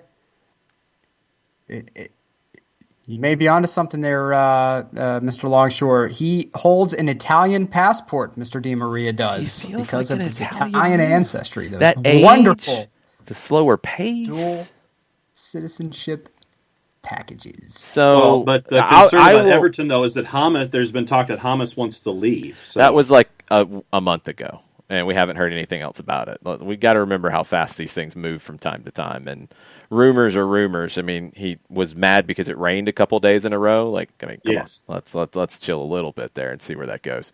I will go completely out on a limb and look at the Magic 8 Ball and say that Angel Di Maria ends up at Roma. Ooh, I like that. That's a good shout. That is my bold pick of the day. It will be interesting to see how Roma shakes out, because if you have been following the news, Roma has officially pulled out of working with the city of Rome on Stadio della Roma, which was going to be the new Roma-specific stadium. 10 years and nothing to show for it. Nothing. I had people DMing me, Jason, John, I had people DMing me telling me the stadium's almost done. And I said, guys, they haven't even broken ground yet. No, the stadium's almost done, Nick. You don't know what you're talking about. You're wrong on this one. I'm telling you right now, it is a black eye on all of Italy yet again that you cannot – they will not move any red tape to allow investment in that city. And – because everybody wants their palms greased for a certain price. If Friedkin stays with Roma, will be the key as to whether or not Di Maria, I think, ends up there. If Friedkin stays and he wants to continue to invest, or he finds a way to renovate the stadium that they share with Lazio, great, Stadio Olimpico. If I'm Friedkin, I may start quietly, casually shopping, even though he just purchased the team. If the city of Rome is not going to work with him, if you can't do what you want to do, and it just turns into too many headaches, why hang around? Right, because Serie A is becoming a better commercial product. Even with that issue, you can get in, and I'm assuming he got in for a pretty decent number. He didn't, it's one that maybe doesn't have the boom in valuation that you'd like if you'd been able to build your stadium, but I don't know. I don't think he'd be looking too hard. Maybe he's looking for some help. Maybe he's looking to sell some shares. Maybe he's looking for a little spread of the cash at times. But I think he's gonna stick it out. I think the best case scenario is that he holds out until there are new elections, a new mayor, and then he tries to work with the new mayor. Yeah, that would be the smart move. Don't give up that fast. That'd be the smart move. I would like to. We have to try to see if we can mine our Texas connections and see if we can get that guy. All right, we got $700 million to purchase Roma back in August. $700 million? That's nothing. It's all good. Oh my God! Yeah, he's fine. It's all good. He's fine. Okay, 3 more on the best 11 who are going to be free agents this summer. Luka Modric, 35, dude, still playing for Real Madrid a lot. And really, really well, and Nick still doesn't like him. And I don't know why. No. Why do you not like Luka Modric? I appreciate the man's story tremendously. His story is it's heartbreaking, the story. But I'm going to keep hating. Your hatred towards Luka Modric is borderline like John's hatred of Justin Bieber. Mm-hmm. No, it's not. There's no reason that man should have won the Ballon d'Or. None. Zero. He had the best year. I don't care. I don't think he had the best year. He had the best year in 2018. Sure. Hater. Man, total hater. I think he stays at Real Madrid. I think he signs another deal. Unless he decides to go to DC United, which they've talked about for years. But now he would have to run a whole lot at DC United, and I don't think he's going to be a fit there anymore. No. I think the word is out on MLS for some of these older players now. that thought they could come here and get that paycheck. I think the word is out now. Like, no, buddy. Agents are talking to the players like, you don't want that in your life. Not quite that simple. You want that guaranteed paycheck, not that run. Sergio Aguero is next. I'm going to go ahead and go to the last one, which is Lionel Messi, obviously, because they could be linked. Mm-hmm. If Messi stays at Barcelona, Sergio Aguero goes to Barcelona. I think that happens. If Aguero goes, I'm willing to walk back Messi to PSG. But it's going to take a substantial amount. Barcelona's going to have to come to him and say, look, Leo, if you want this move, you want your boy to come here, that's great. We want to make that happen for you. It's coming out of your check. Essentially, yes. Like, it's coming out of your cut. Like, you have full pull to do anything you want. You know, you're the godfather of Barcelona, but it's coming out of your cut. All right. Now, we've talked about a lot of places people can end up. We've kind of bounced around with it. Now, the reports are coming out this evening in Marca in Spain. La Liga does have a salary cap. It's based off revenues. It's kind of a weird thing that hadn't really been publicized a whole lot until very recently. Well, you don't have revenue coming in, and your cap is based on revenue. Mm-hmm. It dips a bit. So, following the January transfer window, we have updated salary caps. Real Madrid, Barcelona, Atleti, Real Betis have seen their caps lowered since the end of the summer transfer window. In findings from COPE and Radio Marca, Real Madrid's has shrunk the most by 48 million euro. Their cap is 420 million euro. So that's a big drop. Barcelona's is down 35 million euro to 347 million euro, and I don't even know if they could spend that much. Atleti's is down 34 million euro to 218 million euro. Again, it's based off revenue, so you see Madrid and Barcelona bring in the most money typically, and they're going to be able to spend the most money because that's how these things go. Clubs who have seen their limits reduced will have to find a way of cutting their wage bill in the coming months, I guess before the next window, which Spain's insane if that's the case. Athletic, Real Sociedad, Villarreal, Elche, Celta Vigo, Real Valladolid, Granada, Eibar, Huesca have all seen their caps fall. Valencia, Celta Vigo, Osasuna, Cadiz, Alaves, and Levante have seen theirs actually go up. They've got a little more room to spend. Getafe has been about the same. This is supposed to be officially announced tomorrow, and one of the reasons it's going to be announced tomorrow is La Liga will also announce losses of 1 billion euro for the 2020-2021 season. You take that, you take those losses, you look back at the movement during the January transfer window, which was pretty much non-existent from the Spanish clubs, and you get where things stand. So when you see that number come down that much for a Real Madrid and for a Barcelona, and you see like a David Alaba's name come up, and you know, Alaba, I mean, you're talking 22 million euro to get him what he wants after taxes. Mm-hmm. And your cap just goes down 48 million if you're Madrid? Yeah. No, I just don't see it.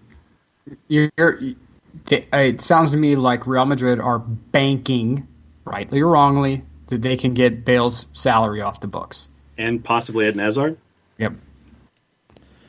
That one's going to be a little bit tougher, I think. Yeah. Bale's got 1 year left. They're almost at a point with Bale that they do what they did with Tottenham this year and loan him and pay half of it to get half of it off the books. Like they're looking at that level of, we can save 10 or 15 on this. Yeah, let's do it. Yep. It's the Eden Hazard deal. Looking back, if you would have told anyone that this is how it was going to turn out, they would have looked at you like you had 17 eyeballs in your forehead. Like there's to go there and have it go so poorly. As injured as he's been. Yep, showed up out of shape, got injured, and stayed injured. Did he get into the Nutella as well? Oh yeah. Oh yeah. I mean, Cassano probably called him up like, "Look, my man, this new Nutella is amazing. I'll send you a case of it." Guy's like, saying, doesn't take much. It does not take much for the injury bug to hit and stick around, and it is an evil thing, very difficult to get rid of. I thought you were going to say it doesn't take much to get the Nutella addiction going. Oh no, not at all, not at all. That stuff is delicious. There's a reason why I do not keep it in my house, because COVID has already made me into a shape of potato. I cannot have Nutella here to finish the job. That's not good. Not good at all. A couple other rumors on the potential summer window. We mentioned Eric Garcia. Guardiola's talked about him going to Barcelona. He thinks that's going to happen. West Ham allegedly are going to try to sign Tammy Abraham from Chelsea. They're also looking at Ivan Toney from Brentford and Eddie Nketiah from Arsenal to add to their goal-scoring options. And is Jarrett back with us? Is he hiding? Not yet. No, he's not hiding. I've been holding on to this for him. Man. Leicester City. He's probably in the meat aisle right now at the local Publix. That's true. Maybe he'll hear this. Edouard, his boy at Celtic, might not go to Leicester, might end up going to either Arsenal or Aston Villa, according to the Leicester Mercury. They could have a little bit of a battle on their hands. No, considering how successful teams were, like bringing in Ollie Watkins up and being a part of Aston Villa. So looking at players from the Championship, I think it makes sense for West Ham to do something like that. And, looking at teams that aren't going to be making the jump to the Premier League and looking at goal scorers that are in those mid-table teams that you think you can get on the cheap that can fit your system. So I can completely see West Ham going to the Championship to bring folks in. Okay. Do you want me to make you feel bad, Nick? Oh, God. Go ahead. Byrne shared this, just in case you didn't see it. Miguel Almiron, his body fat, 4%. Per the Newcastle newspaper. 4. Quattro. Thanks, Byrne. Appreciate that. That's not potato-like. No, it's not potato. It's not potato-like at all. No, I know the potato-like. I'm right there with you. But yeah, look, I discovered. Look, I have found some recipes that are delicious, and you actually cook. Not you use seasoning. Difficult to make. You use seasoning and things too. That makes it a little more appealing. Oh yeah. I use a lot of seasoning. There's that. A lot of seasoning. There's that. It's useful and such. Yes, it is. From time to time. All right. There are games going on this evening, by the way, all over South America. In Argentina, Lanús fell earlier. A last-minute goal from Unión de Santa Fe, 3-2. Lanús loses. Your halftime in the two evening matches in Argentina, Atlético Tucumán playing with 10. They are level 1-1 with Huracán. And Rosario Central is up 2-1 over Godoy Cruz. Godoy Cruz had a wild, weird early goal. Goalkeeper came out, poor clearance. He's outside the box, shot from about 40, 45 yards. Rosario Central's bounced back. They have a 2-1 lead. Those are at halftime. In Ecuador, Orense is up 1-0 on the road at Delfín. You had a match earlier today in Uruguay, a blowout, Plaza Colonia 5-0 over Rentistas, which is one of the greatest names in South American football. In Colombia, Deportivo Pereira is up 2-0, or they won 2-0 at home against Once Caldas. And in the evening match in Colombia, Millonarios is scoreless with Jaguares de Córdoba. That is your South American update. John, that should have been a hint. Are you ready? Why are you stretching your fingers? Let's see what we can get our hands on this time. Why do you stretch that way? I don't get it.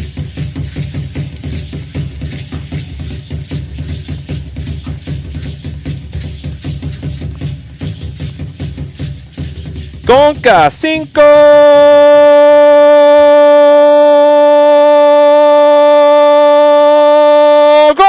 Nelson.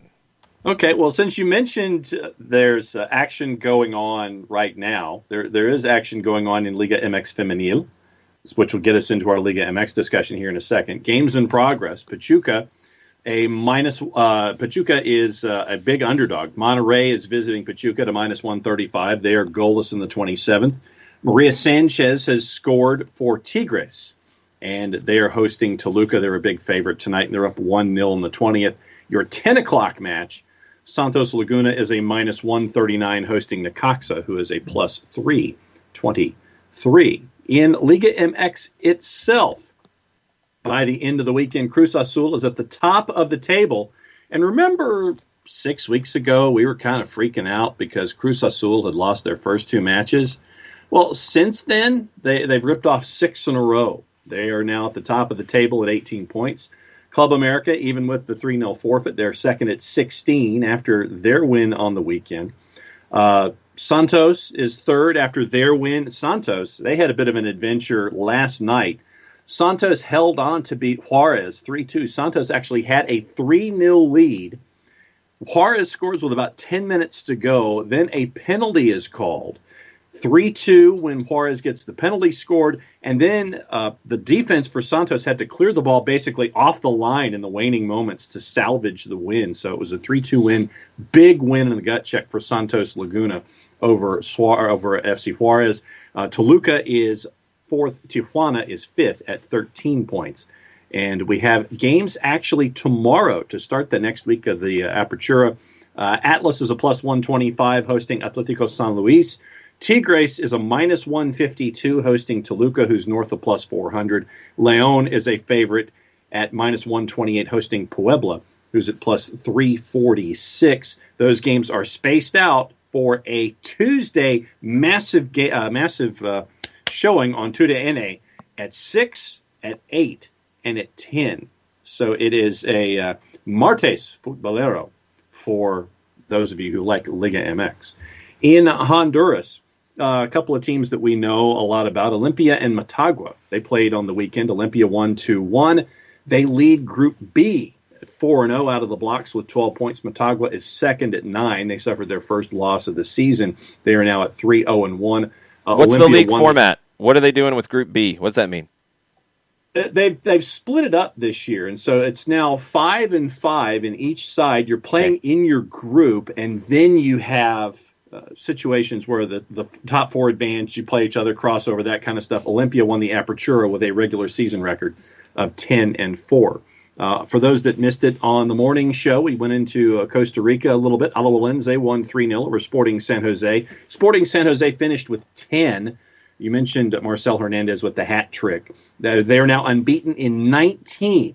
And if they run the table, it will be unbeaten in 25 by the time that they would face Atlanta United in the first leg of CONCACAF Champions League. Saprissa is 5 points back after a draw with Huapiles. 5 points separate second from 7th. 7 points separate second from 11th in Costa Rica. So there's a lot to be looking at for those that would watch, say, CATV. And Jason, when we're done with Conca-Cinco, you can tell folks they can watch CATV these days. Mm-hmm. You got a minute. Okay, a couple of other things. In Guatemala, Deportivo Quiche, they're undefeated in their first 3 as they have started the Clausura in Guatemala as well. There's 4 groups of 5, and Quiche was 1-4-3 in the Apertura. You play in your own group once again. You have playoffs from there. And the Liga Panameña de Futbol is in their Clausura as well. They are 2 matches in. So they have just gotten started in their Clausura. So once again, you can go to FNTZ. Actually, tell you what, Jason, I'm going to let you do it to talk to folks about how they can get to CATV. They can watch all the games going on in Central America. You can look at Costa Rica. You can watch what's going on in Honduras. You can watch what's going on in all of Central America. There's a way to do it. And when Conca-Cinco is done, you can tell them how it's done. I think Conca-Cinco is done, so you can tell them how they can watch. You got to cross your fingers first off, because Centro America TV is a little bit random with what they pick, and then do they actually stick with it? They kind of threw the pump fake on the Alajuelense match yesterday. People were excited. They were going to watch. Overnight. Then they dropped it. They ran it overnight because I guess they had to run like BJ and the Bear from Honduras or something at 9 o'clock. They seriously will run some random programs, so you really do have to watch the listings in and of itself to watch CATV so you can keep up with what's going on in Honduras and Guatemala and Costa Rica. It's a little random. Don't they have El Salvador too? They do. I think they have El Salvador and not Guatemala. What's that? Okay. So nobody interrupts the episode of Dynasty. No, you can't have that. It's gonna be no. You don't come between. Señorita Carrington. No, I'm just saying. Bienvenido. You can't have that. You can't have that at all. Because if you can watch Guatemala on Tigo Sports on Fanatis as well. So you've got Central America on lock with Fanatis. You've got South America on lock. You've got both of the games going on in Argentina right now. You've got the match from Colombia right now, I believe. You've got Goal TV, which gets you Ecuador and Uruguay. And you can go to www.fntz.co/soccer down here, and you can do the 7-day trial. You can go ahead and subscribe. And going forward, because Brazil's crazy and the new season starts like in a couple of months, the Brasileiro pack is going to be all lumped in with the basic pack. So you don't have to do 2 packs anymore. It'll be $7.99, period. For all of it, which is very, very cool. Why can't they do that with the Italian stuff, man? Because they don't like you, Nick. They don't like you. You have to pay a surcharge for the Italian language stuff. Sorry. Jeez. But they do have what shows do they have in Italian? Do they have like the Dancing with the Stars in Italy? Yes, they have Dancing with the Stars. They have this really. They have a cooking show with this really elaborate set that makes no sense because part of it's like mystical fairy forest, and then there's like a kitchen, and this lady who has like this like crazy perm thing going on. Okay. I don't know, but they come and they. I would pay good money to see them put Italian cooks on like Great British Bake Off. They wouldn't know what to do with like Italian cuisine. They would look over and they would see the neighbor putting rose water in yet another poorly concocted baking idea. Oh, they already get upset when people use rose water. They're like, that's a little intense. Right. It's like, I used rose water in this particular crumpets recipe. And it's like, wait, hold up. And everyone at home knows that putting rose water into the crumpet recipe is a bad idea. And so the Italian chef needs to sit there like it's going to be some nonna. Some old Sicilian nonna who's going to throw the rolling pin across with laser-like accuracy. Patak! Right upside. Yeah. Also generating exit velocity like Randy Johnson level velocity with that throw. Yeah. Like if it hits a bird, it's going to explode. Right. Yes. Right. It achieves escape velocity. Not quite orbital velocity, but we're getting there. All right. Now that Jarrett has joined us, first off, Jarrett, real quick, we need your take on the Celtic rumor of the day. Odison Edouard, maybe not going to Leicester City, maybe Arsenal or Aston Villa interested in your boy. I think Arsenal was linked to him for a while at one point, and I think that kind of died on the vine when we didn't know if Mikel Arteta was going to keep his job or not. He's going to keep his job. Yeah. He good.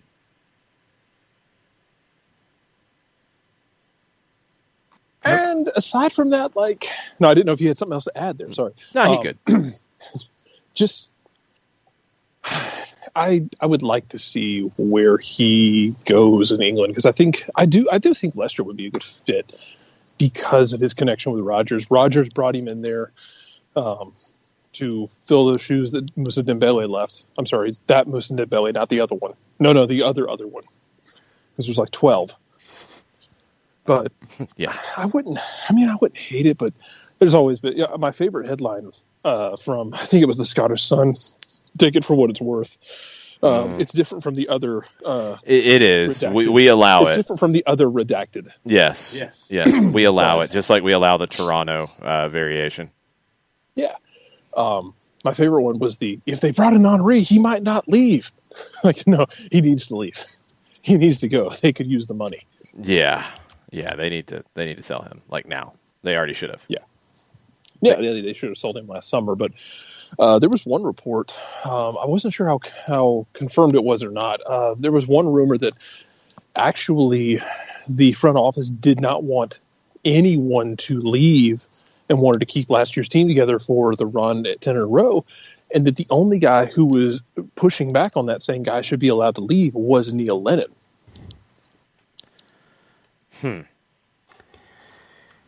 There is a certain revisionist vibe, I think, that Lennon, as not good as he was, that the board was happy to prop him up on the front line and let him take all the shelling, which he earned a lot of it, don't get me wrong. But the board deserves a lot as well. They deserve a percentage of it. Oh, yeah. No, for sure.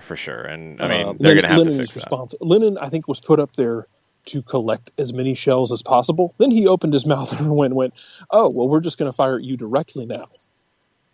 So they just had him run point. Take the first 32 hits. That's about it. Buddy, this was Verdun, and he was the first one over the wall. Oh, God. He was the first one in no man's land. All right, Jarrett, we got to go and look at our picks from last week and try to clean this thing up.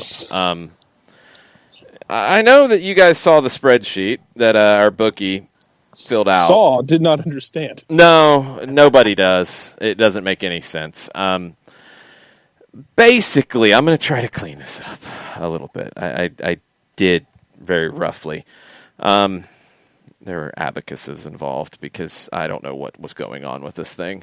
As you know, if you do this for entertainment purposes only, and you place a wager of 100 juice boxes on a game, that comes out of your pocket, right? Mm-hmm. At least in most people who would be taking my juice boxes, they actually want to take the juice boxes. They don't just say, no, you're good. It's okay. I got it written down over here. You're fine. You can keep that. Oh, you lost? It's fine. Hold on to it. It's all good. Anyway, everybody got 2 out of 6. That's not really that good. No. Not really good. I'll get into who... We never professed ourselves to be great at this, to be fair. No. Sometimes we have better weeks than others. I think last week Nick got 4, or the last time we tried to do this, and somehow I was declared the winner, and I was even outraged by that. I wanted to claim it, and I couldn't. I just couldn't. I got 1 right. Nick got 4. And I didn't get some crazy bonus weird game with extra multipliers. It was not even like a good win. It was just kind of a bad win. Anyway, we all got Manchester City over Borussia Mönchengladbach, which, again, anybody could have picked. That was a pretty easy one. That was a layup. Yes. The first game that we picked, John was the only one to pick Bayern at Lazio to win outright. Jarrett, you and I had Lazio to win. Nick, you had a draw. It was Bayern to win. John got that one. It was a minus 130, I am assuming, from John's picks. So that would mean that John putting 100 juice boxes down would have gotten back about 77. He would have gotten 77 in addition. Yeah. Okay. Not bad. Game 2. Atletico Madrid and Chelsea. Jarrett, you were the only one who had Chelsea to win this. John and I had draws. Nick had Atleti to win. You got this one, and it's not bad. It's not a bad one. You got 191 juice boxes. Not bad. I still maintain that Atleti wins the draw outright. I still maintain that they somehow find a way to do that. I'm a little more skeptical of this after Atleti's performances. Fine. But maybe they will. I hope they will. I want to see Cholo be happy. Game 3, Atleti and Chelsea. Or no, sorry, I'm mixed up. Atalanta and Real Madrid. Game 3. Nick, you were the only one to get this right, with Real Madrid winning it. I had Atalanta to win. John, Jarrett had draws. Another not bad number, another 191. Nick, not bad. Not too shabby. We all got City. Mentioned that one. None of us got the Ecuadorian game of the week. Macará and Independiente del Valle. Macará beat Independiente del Valle. None of us had that. I got the biggest payoff of the week with Sao Paulo beating Flamengo in the Brazilian Thunderdome of the final day of the regular season. John and Jarrett had a draw. Nick, you had Flamengo to win. It was Sao Paulo who won. I got that at plus 350. So without doing John's math, which made no sense to me at all, just using common sense in this, there's a spreadsheet to help with the math, and I don't even know how this happens. And it doesn't. That's the best. No, it makes it worse. Like, I get scores of, I was plus 38, John was minus 442, Nick was minus 312, Jarrett was minus 121. I lost money for the week, even with my 2 picks, because we all, out of 100 juice boxes, would have gotten that back and gotten 32.05 for the Manchester City one, because it's an overwhelming favorite. So we all got that. It's a wash. Out of the others that we won, because each of us won one other one, I was a plus 350. Jarrett and Nick were plus 191s. John ended up, because it was a minus out of 100 juice boxes, he got 76.92, if we want to get really specific. So I know I won the week. I don't know what John's numbers mean. John, did you delete the formulas in the Excel spreadsheet? This was given to us by a listener. Yeah, right. And so what I did was, it was on the operation of 100 juice boxes each time through. So you're starting off at minus 600, and then you're adding in either the minuses or the pluses, and that was how I ended up with the numbers I ended up with. Okay. It just sounds like we're trying to build a filtration system in Apollo 13 here, and I'm just trying to figure out exactly what it's... Well, then it turns out that Jason is Gary Sinise, okay? That's right. I don't know. I don't know anymore. Anyway, we know that, okay, I had the week this time. So I think I've had 2 weeks now, and Nick's had 1 week. Yep. That's what we know at this point. I have no idea what the totals are because, again, this is madness. Let's get our 6 games knocked out this time around. We don't have Champions League, so they're going to be spread out 1 game per day between now and our next show. So, and this is pulling up the list of games at our friends at sofascore.com and picking one at random. I might have pins on the South American leagues, but I will not start with the South American leagues, so I don't want to drive you guys crazy. Tomorrow, we will go with... that game might not get played. Lazio and Torino, and we got some buffoonery in Italy to talk about with that one, Nick. We will go with... Okay, we'll do it because we've talked a lot about them today. Juventus hosting Spezia. John, our bookmaker, at least has the numbers to go with here. And he will write down these numbers because they are locked in when we make our picks. What are the numbers looking like for Juve and Spezia tomorrow at Juve? Juve a minus 417, courtesy of our friends in the Composite at Odds Portal. Your draw is a plus 538. Spezia is a plus 1200. Anybody feeling squirrely on that one? Spezia's won 2 of their last 5. Yeah, they've won 2 of their last 5, but I'm just saying. See, look at it. He's got a 2-1 lead in weeks, and he's trying to bait people. I'm just saying. Nope, I'm going Juve. Not going to go out on a limb? Nope, not on the Spezia limb. No, sir. Here's the thing about Spezia. Spezia has... He wants to go out on a limb. Yeah, he does. I do want to go on a limb. But I'm also not stupid. So Spezia had the takeover in the 2 weeks of the takeover period.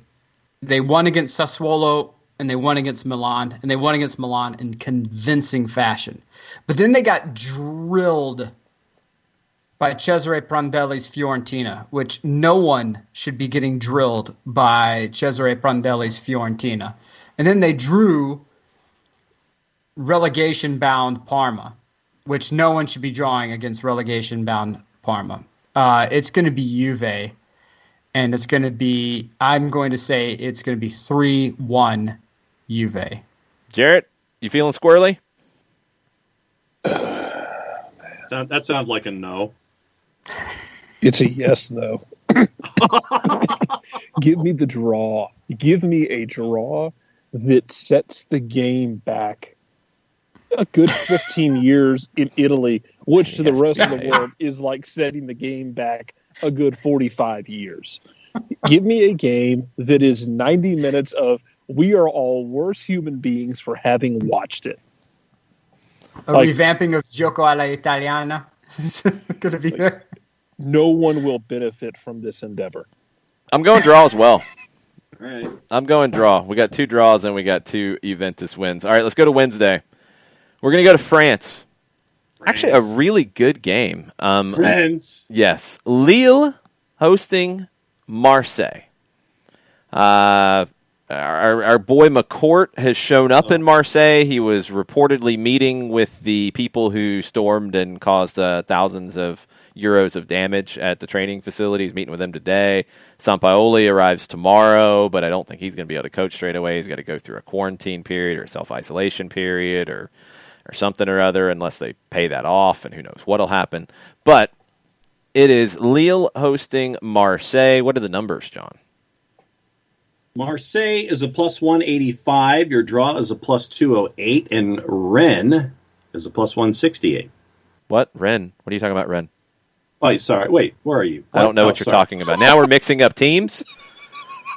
The spreadsheet's broken enough, and now you're putting a new team in the game? Sorry, I was looking at a game that Come on down to Victory Land. Come on down to Victory Land. Okay, Lille is a minus 130.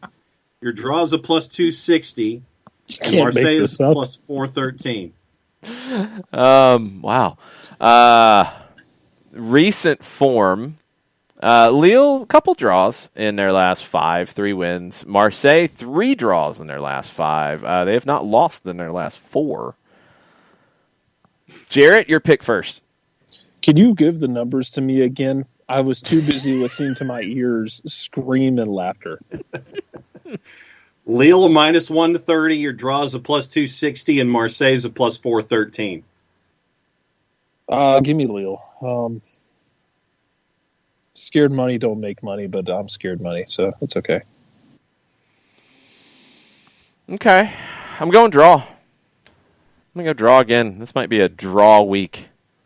Coward. That's what I did last week. That's fine. That was a draw all over the place. We don't want to follow what you did last week, John. You came in last. In town, new managers coming in. Give me Marseille. Oh, that's bold. That's what I figured. I was doing the anti. They're going to burn the place down even if they win. They might. Yeah, I went with the anti-McCourt vote there. Yeah, but you got it. So what are you going for, John? No, I got Lille. Okay, you got Lille. Okay, got it. All right, let's go to the next day, Thursday, and let's go to the Premier League, and let's go to Liverpool hosting Chelsea. Ooh. Big game right here. Liverpool had lost 4 in a row. They won 1 in the league. They have changed that. Chelsea has not lost since Tommy Tuchel showed up. They'll be mad at him shortly. Don't worry. He'll anger people, and they'll remember that he's a bad guy and all these things.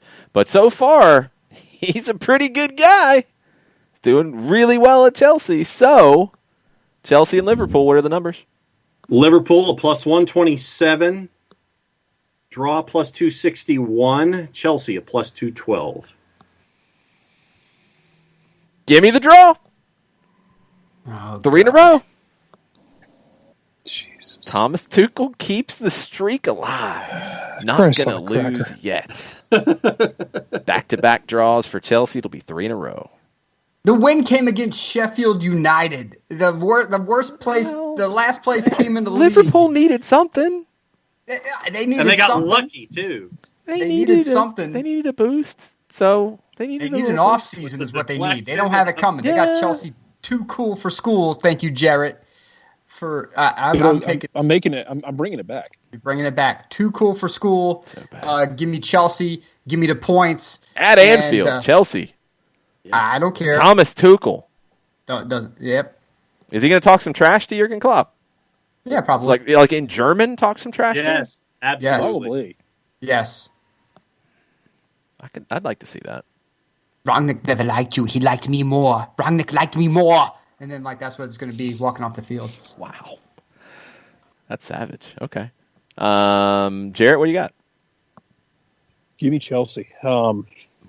No love Give for me Liverpool on this give show. me Chelsea, and then give me more and more conjecture about Klopp leaving at the end of this season. No. Yes. Yes. There's going to be some heavy industrial music coming from the visitors' locker room. It's going to be Rammstein. Oh, it's going to be like deep cut Rammstein, like stuff we didn't know existed. Om sitter når man vill tun stoffen, allo fatun es allein. Allo fatun allon sena. Om sitter når man vill tun stein. What is happening? Wow. We have derailed. We've been derailed. Burn's going to call up and be like, you can never let that man on the air ever That's again. true. John, you got to make a pick. I'm going Chelsea too, and I'm going to go Chelsea. I'm going to go Tommy Tuchel. I'm going to go more conjecture. I'm going to go a lot of angst at Liverpool. I'm going all the way on that one. Tommy Tuchel It's does it Tommy Tuchel. again. The amount of awkward, contentious debate in the media from Klopp after this game is going to be just delicious. Awkward. We have a goal in Argentina. Godoy Cruz has leveled it 2-2. It's a good one. And Rosario Central and Godoy Cruz 2-2 in the 20th minute of the second half. So you got 25 minutes left. You want to get on to Fanatis for that one. Byrne says Tuchel needs to kiss Klopp's feet. He made all his money following in his footsteps while being a bad guy. That's true. Yeah. I believe it. The phrasing is so beautiful, Yes. and this just plays out like such a great. The bad guy's going to win this. It is. This is Infinity Wars without the end game. This is Thanos wins, y'all. Thanos got what he wanted and retired to dad life. Yep. Picking giant alien grapefruits and The hanging man out in his sleeps little in tiki and cottage. just sits in a peaceful, quiet cottage it. with no one making noise around him. This is peak dad life. Being the bad guy. Yeah. Du hast Tuchel's mich the bad das guy. Wort, du hast mich das Wort. Du hast mich das Wort, wen ist denn Mist, wer ist das? Yeah, you're going to hear that. Nick just blared the hell out of that throughout parts of the Middle East. Just saying. It's true. All right, Friday. Friday's kind of a tough one to pick. There's not a lot of great options here. So we're going to go with a competitive matchup, but not really the prettiest of matchups. It is team with a new manager here, Schalke, hosting Mainz. God. 17 versus 18 in Germany. Let's go. The bottom two. Here we go. Mainz has won 2 of their last 5. Schalke has won 1 game all year. What are the numbers, John? Schalke a plus 246 at home. Draw a plus 252. Mainz a plus 114. Does Schalke get the new manager bounce? They've tried it a few times this season. Yeah, Do they find it this time? They've tried it. Do they find it this time? And Mainz has just been pretty bad, but they've been about twice as good this year as Schalke, and that's really not saying a whole lot. Nick, what are you picking? Oh, man, both these guys are cataclysmically bad. Yes. Okay, let me see. What is the least trash option here? Let's take a look at this. Goals allowed by Schalke, 61. 170,000. A lot. I'm going to go Mainz simply because they've only allowed 44 goals. Mainz on the road, Nick goes with, at Schalke. No respect for Schalke. Schalke doesn't None. deserve any Zero. respect. As Will says, this might be Schalke's last chance to win in the Bundesliga for like 3 years. Yeah. They don't deserve that Jesus. giant S. Well, they're not coming. They're not going to be in the Bundesliga they're next not coming year. back. Yeah. So it's like, how do you fight back? Yeah, no. This might be their last Bundesliga win ever. Yeah.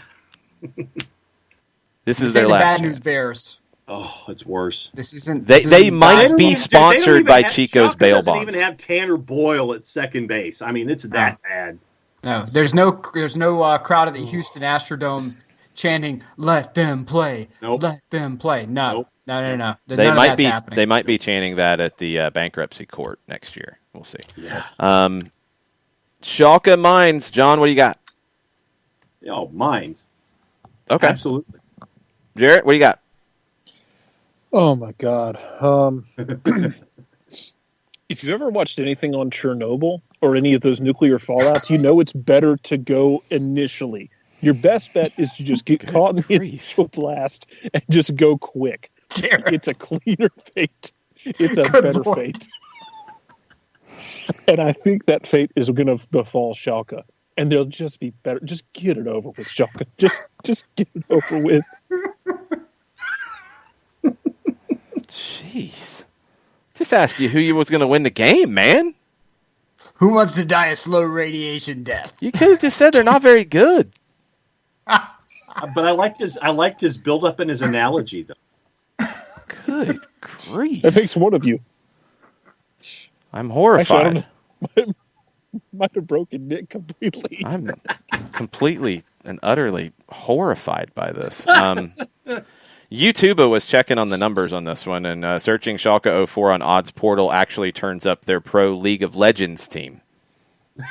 Jesus. They might have a better chance winning this match. However, Jarrett, you haven't made your pick yet. Are you definitely saying that I told mine's... you it's mine's. Okay, I'm just making sure. Just making sure. This is just Schalke just standing as close to the blast zone as possible. I'm gonna just get it over with, Schalke. Please, God. I remember when you were fun-ish.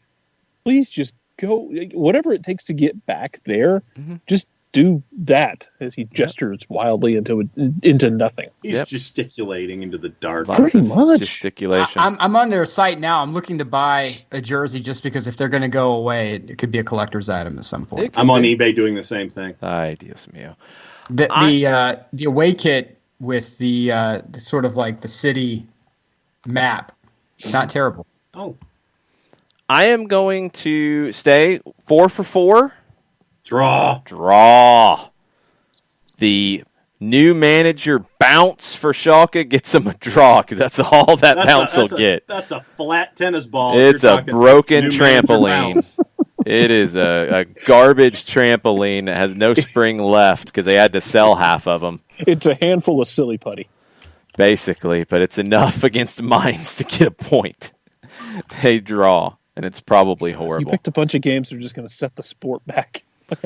People are going to be legitimately angry they took part in watching these games. It's true. Saturday, we have to have one game from a league off the board, right? Hell yeah. Saturday is going to be the day for that, and we will go with... Okay, that's a pretty good one. Mexico, Liga MX. The Estadio Azteca is the site. Club America and Club León. Ooh. It's a good one in Mexico. It is the... Are we picking winners or deaths? Both. It is the 8 o'clock kick. John, what are the numbers for Club America and Club León? I only go as far as the 4th of March, sir. I don't have numbers on Odds Portal. I'm going to have to search. You're going to have to find us some numbers, sir. Why does Odds Portal not respect Mexico in advance? I know, really. Because there are no available odds. That's garbage. Not This is disagreeing a coward's with you. answer. Basura.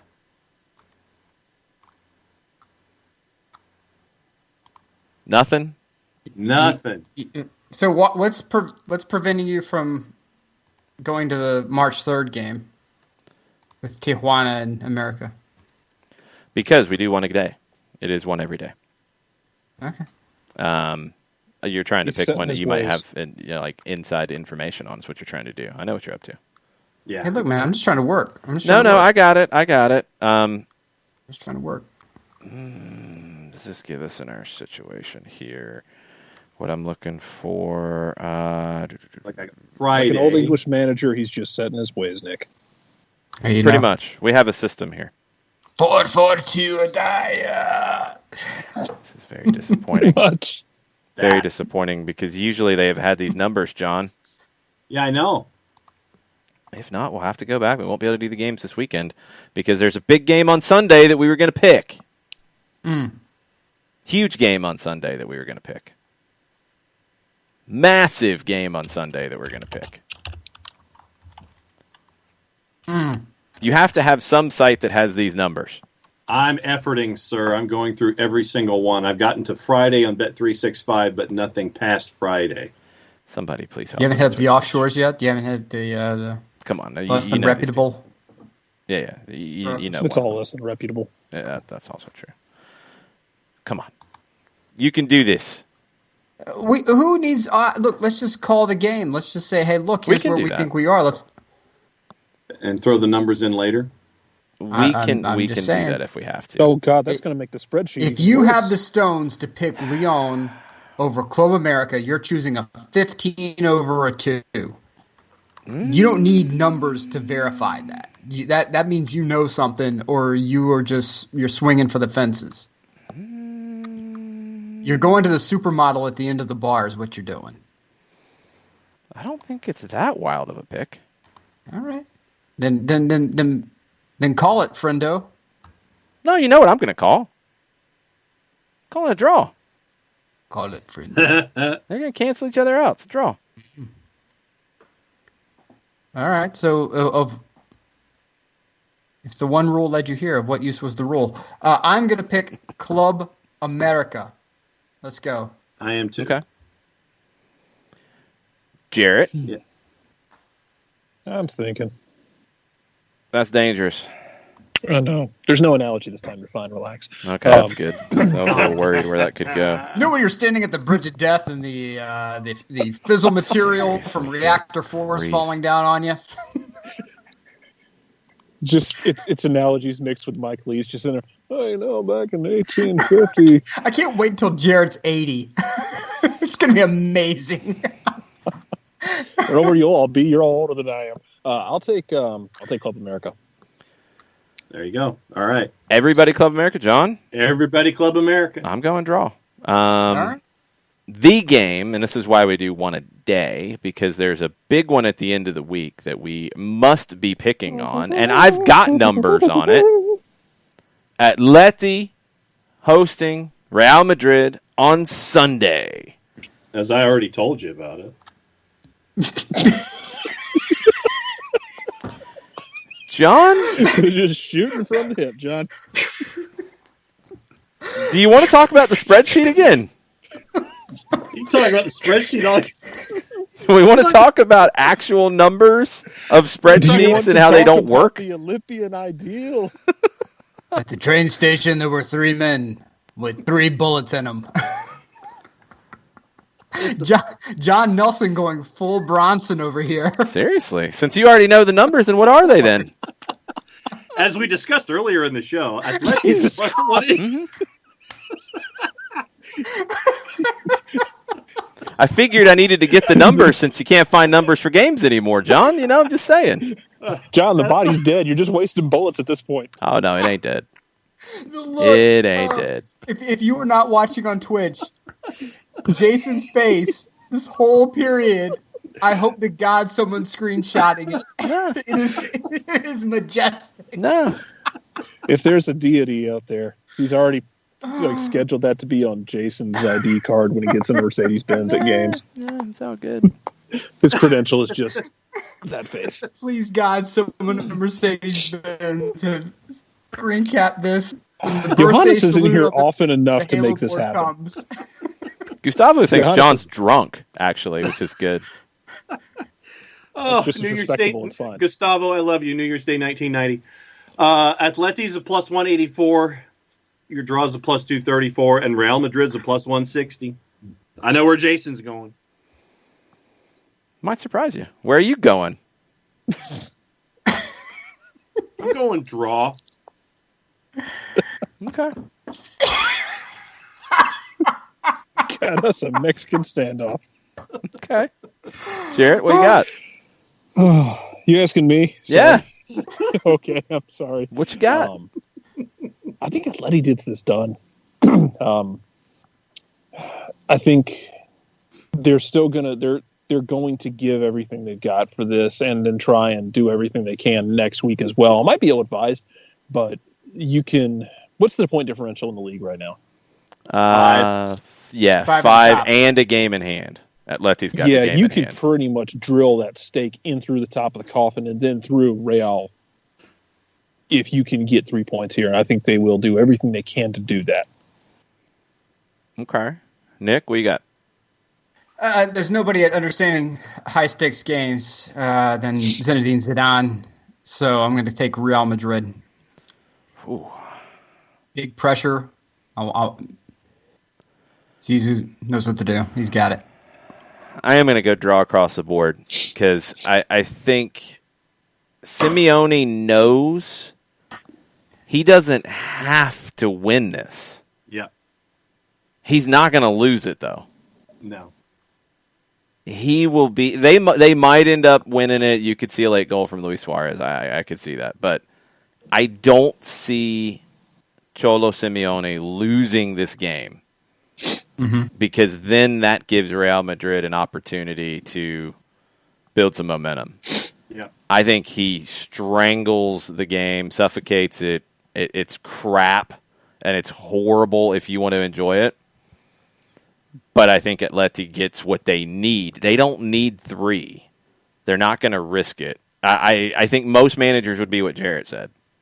They would say, okay, this is my opportunity to kill this thing off. Simeone, he'll make sure he doesn't open the door for them to win it. He's just going to defend. You might get a goal on the break, but I think it's a draw. I think it's just a standoff. I think it's a draw. Yeah, I think so. All right. Well, thank you for those odds, John. That was really good. Good research. That's what I'm here for. Not for spreadsheets, though. Not for spreadsheets. I like being able to avoid a sunburn laying under all this shade. Yeah, I'm just saying. We'll make sure that we total those up and have some semblance of what the point totals were when we get done next week, and we'll see how everybody did. Maybe we'll find odds for the Mexico game at some point. Byrne says it's the most masochistic selection of 6 soccer games in a week ever. Just remember who selected them. If you waste your life and your weekend watching this, it's Jason random. It is. I swear, it is random. What I do is I go through on SofaScore, and we're on Monday the 1st. I go to Tuesday the 2nd, and it's like scrolling down. Man, there's a bunch of crap. I could have went for Mönchengladbach and Dortmund in the German Cup. I did not. I decided to be a little bit of a killjoy with Juve and Spezia. We talked about Juve so much, though. Felt like it was a must. we did. So, anyway, the other games, it's kind of how it fell. 1 game a day, except for in a Champions League week where we pick all the Champions League games. Speaking of killjoys, Will asks when West Brom plays next. And I skipped theirs because I could only inflict so much damage to this show. They play on the 4th. They host Everton at home. Yeah, we went with Liverpool-Chelsea that day. That was an easy pick. Yeah. Everton is on the road, and I've got a -120. West Brom's a +333 there. Yep. I think I would even get off my all-draw week and go Everton on that one. So, because Jason's either afraid or sympathetic enough not to pick Scottish games. Yeah, and see, now Burns mad because I didn't pick Bayern and Dortmund on Saturday, where I got, because there was no forethought going into it, there's always going to be one game from a league outside of the Big Five. Yes. And Saturday was where we were stuck with that, and there we go. I could have picked a completely random game on like a Wednesday or Thursday in Argentina or Ecuador, but, it happened. Just saying. These things happen sometimes. It's luck of the draw. Anything can happen. Yes. Anything can happen. Pretty much. To quote Tony Leafy, that's how we come up with those 6 games. And you see what happens. Speaking of what in the bluest of blue hells is Serie A doing, Nick? They already had this problem with Juventus and Napoli. Yep. Where you had the local health authorities say, yeah, you guys, you can't go. You're not allowed to leave. And Juventus does the whole dog and pony show where they have the team announcement, and they come out in the field, and they warm up, and they claim their 3 points, and it was overturned. And that game still has to be made up, right? Or did they make it up? Anyway, I believe they have to make it up still. Yeah, I haven't heard about I don't think. Well, no, there was a scheduled one, but I don't think they've actually played it yet because it was ordered to be replayed. Anyway, Torino. This is the exact same situation. Torino supposed to go to Rome to play Lazio tomorrow. Serie A, before the show, and I've not seen a change to this yet, has decided against postponing it. Local authorities mandated a quarantine on Torino's squad, until tomorrow at midnight. They are not allowed to travel at the moment. They are in Turin. Should they fail to show up, according to the league, Lazio wins 3-0. What? Why are they doing this again? Who's punching in cash register receipts from 1965? John. He's trying to get the spreadsheet filled out. He's got like I'm listening to the 1872 Wells Fargo saloon register going. Yes, basically. Yeah. So Torino has the English variant of COVID, which is highly contagious, and Serie A is being stupid in one way, but I also don't know where they honestly believe they can make this game up.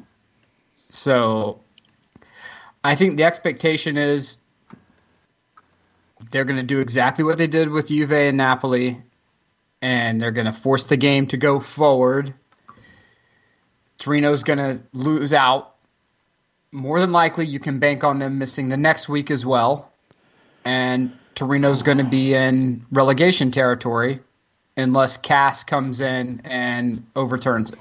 But then they're just going to make them play it. So, I mean, it's not like it's not like Torino's going to get points out of it. And they're correct 2 points safe right now with a game in hand, which is the one they did not play from Friday. Mm-hmm. They next, after this, let's see what they have. They, on the 7th, go to Crotone. And you think if they don't play tomorrow, they're not going to play on the 7th? I have yet to see any Serie A team clean this up in any of the COVID cases very quickly. I just think that if they're missing this week, it's a gut feeling they're going to end up missing next week. I have no evidence to back it. I have no reporting to back it. It feels, because a lot of the teams have had trouble once it gets inside the locker room. They've had trouble getting it out. So whether it's staff members, whether it's players, I see them missing the next week as well. This is going to put Torino in a lot of trouble. Yeah, you're not lying, because, I mean, here's just the dates of what they have. Supposed to play tomorrow. Then the 7th. Then they've got a midweek, but, I mean, are you going to be ready to go by, the 10th or the 11th? They play the 14th. They play the 17th. They play the 21st. Okay, that week's all gone. Then you've got the international break, which they're not going to play on. Then you've got April 3rd. You've got a midweek. They play again April 11th. You've got a midweek in April. They play the 18th. You've already got one game you got to make up, by the way. So you've already got one you got to plug in. Right. 18th of April, 21st of April, 25th of April. Then you're getting into the last few weeks. You play May 2nd. You've got a midweek after that. They play May 9th. Mm-hmm. Then you're playing midweek on the 12th. Mm-hmm. Then you're playing the 16th. Then you've got one more midweek before the last week of the season. And you've already got one to make up. This would be two because, I mean, you got precedent now. If they can't travel, it's going to be forced to be made up. Yeah. If you add a third, that's pretty much every midweek. And you're going to play outside of the international break, midweek, weekend, midweek, weekend, the rest of the way. Yeah. Right. And they're 2 points clear of getting relegated right now. Right. And Cagliari, if they pick up any sort of steam, they'll move into safety. Parma, Kraus is there. He said, I'm spending the next 100 days with the team to try to help get things turned around. Crotone is going down. All right. There's nothing saving Crotone. They installed Cosmi as the manager. Cosmi is the manager who you put into place when you just need a warm body on the sideline. So you can say we have a manager here. God bless the guy. No. But, I can see Cagliari making their way to safety and then Torino getting relegated, which it will be terrible for them to get relegated, but it will be long overdue. Can they come back? Not easily. Look, Serie B is a knife fight. It's an absolute knife fight. That's why I'm asking, because we know some of the projects that are in Serie B, because we've seen some situations like right now it's Empoli and Venezia in the automatic promotion spots. Mm-hmm. Then you've got Monza there, and we know how aggressive they are, what they're trying to be. They're right outside of the automatic spots. Those are 3. Spal's been there recently in Serie A. Yeah. Chievo's been there recently. I mean, that's 5 teams that could definitely come back up. Not all of them are getting promoted, and they're going to be right there challenging the next year. Torino feels like if they go down, they might not come back anytime soon. It's going to be at least 2 years before they can get back. It'd be at least 2 years before they can get back. Monza Berlusconi has put on the afterburners to get to Serie A. He wants this to be his it's his magnum opus. It's the proof that, hey, look at all the Champions Leagues I won with Milan. I took a nothing team in Monza and turned him into a Serie A side. Hey, look, this is what he's been waiting for. Venezia has been building to this since Joe Tacopina took over. He sold the team. Hours in charge now, and they seem to have a plan in place. They have, the eyes of social media. They're the social media darling of Italy. They have the ability to get up and probably stay up for at least a season or two. Torino, if they go down, understand this. When you get below like 9 or 10 in Serie B, you are in danger of going all the way down to Serie D. Like it's not that unheard of for teams to get in and tank terribly because your finances dry up. And when the finances dry up, you're gone. You have Palermo, prime example. Their finances dried up, and they were all the way down to like pub league and have slowly started clawing their way back. So Torino has to be very careful, very, very careful. Yeah, it's a scary spot. I mean, I think with the investment in Serie B, they should go to CAS. They should. Yeah, you have to. And if you can find some way to say, no, we should get the 3 points. Don't make us play the game because we might lose it. Yeah. We just need something. Napoli's case was the local health authority said you cannot leave town. That's where Torino's at. And that's the same thing. Torino is in a mandatory quarantine by the local health authority. Right. They're not allowed to leave Turin until midnight tomorrow. So maybe they're able to play on the weekend. Maybe they're able to play that game on the 7th, but you gotta get clear. That's the problem. Is you gotta have a bunch of tests show up negative. Yeah, exactly. Tomorrow's a mess. Question real quick: if Torino gets relegated, which has to be at least a strong possibility at this point, where do you think Belotti ends up? He ain't going to Serie B.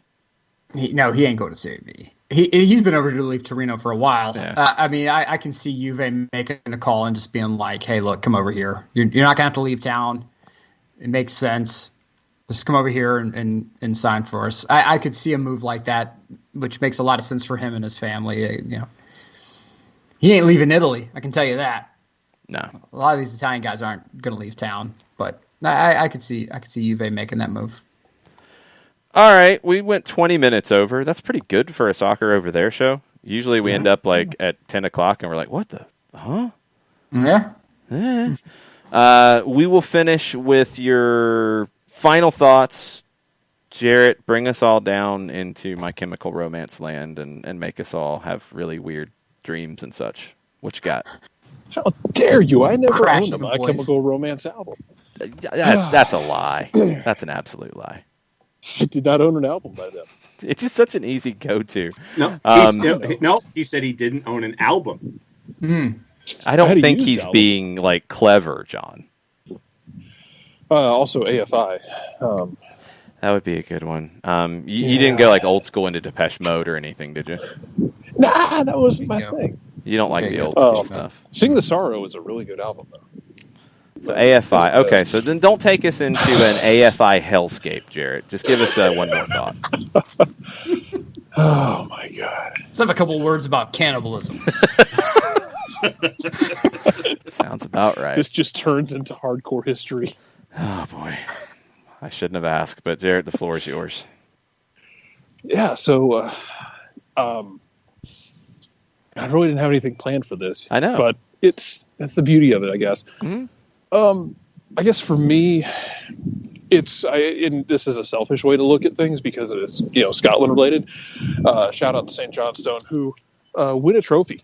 It beat Livingston, who had been cooling off, but went through a stretch where they were just, you didn't want anything to do with them. St. Johnstone picks up a trophy. It was fun to watch a final without Celtic or Rangers in it. And it's part of the argument that always comes up about if you send Celtic or Rangers to England, what does Scotland look like? Well, it might kind of look like that, but there's good and bad in that discussion, I think, if you take either one of them out and put them in England. You're going to lose money in Scotland. You're going to lose a lot of money. You're going to lose a lot of interest. You're probably going to lose a lot of European money coming in. But the ones that stay, the degens like myself, who will still watch that league, I think you would still get games like that can be fun. They're still going to have that just almost Highland-like physicality and just roughness about them. It's not ever really going to be like watching even a bad version of Spain.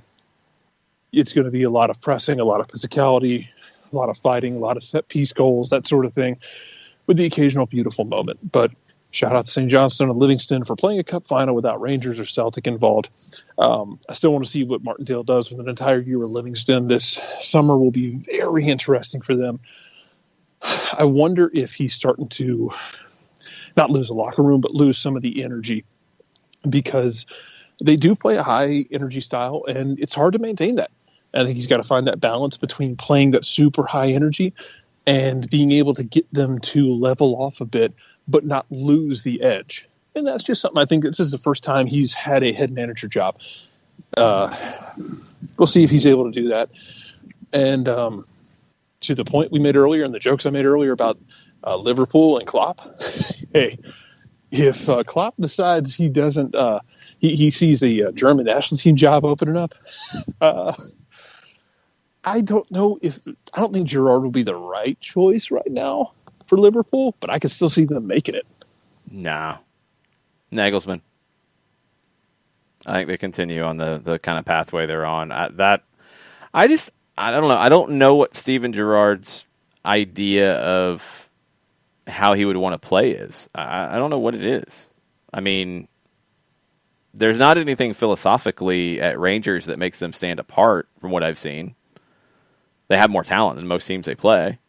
They're wide open, which is great when it comes to Europe. Yeah, he gets them to play above their heads at times, which is what I think you see in Europe. And I don't mean that as an insult. No. He's a motivator. That's good.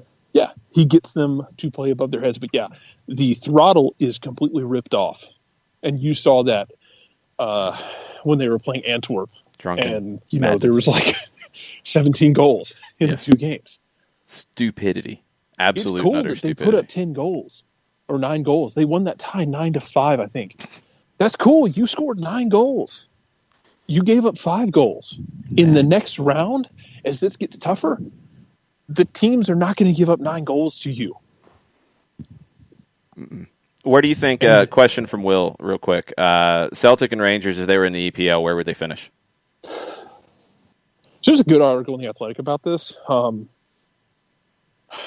First off, I don't think they're Premier League teams. A lot of it has to do with money, and that's a really long discussion for another time, because the worst team, the team that gets relegated from the Premier League, makes a substantial amount of money more than Rangers will make for winning the league. Yeah. There's just such an obscene difference in money that it's almost comical. Okay, let me put it this way. They're championship level team, like right now, yeah. Rangers. Let me put it this way, Jarrett. Let me put it this way. Yeah. To put it into the question from Will. So let's say by some new magic rule, they win Scotland and they get promoted into the Premier League. So they're going in, being promoted in.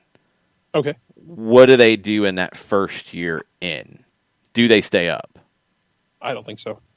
Yeah, that's just kind because of of the way they're built. They don't have the money. I think so too. The way the rosters are constructed, like they're just not built for it. Over time, if they got the TV money from England, then we're having a different conversation. Yeah. Over time, with the TV money, with the potential for merchandising money that would come from that, they would stay up over time, but not instantly. Okay, got it. That's kind of where my head was too.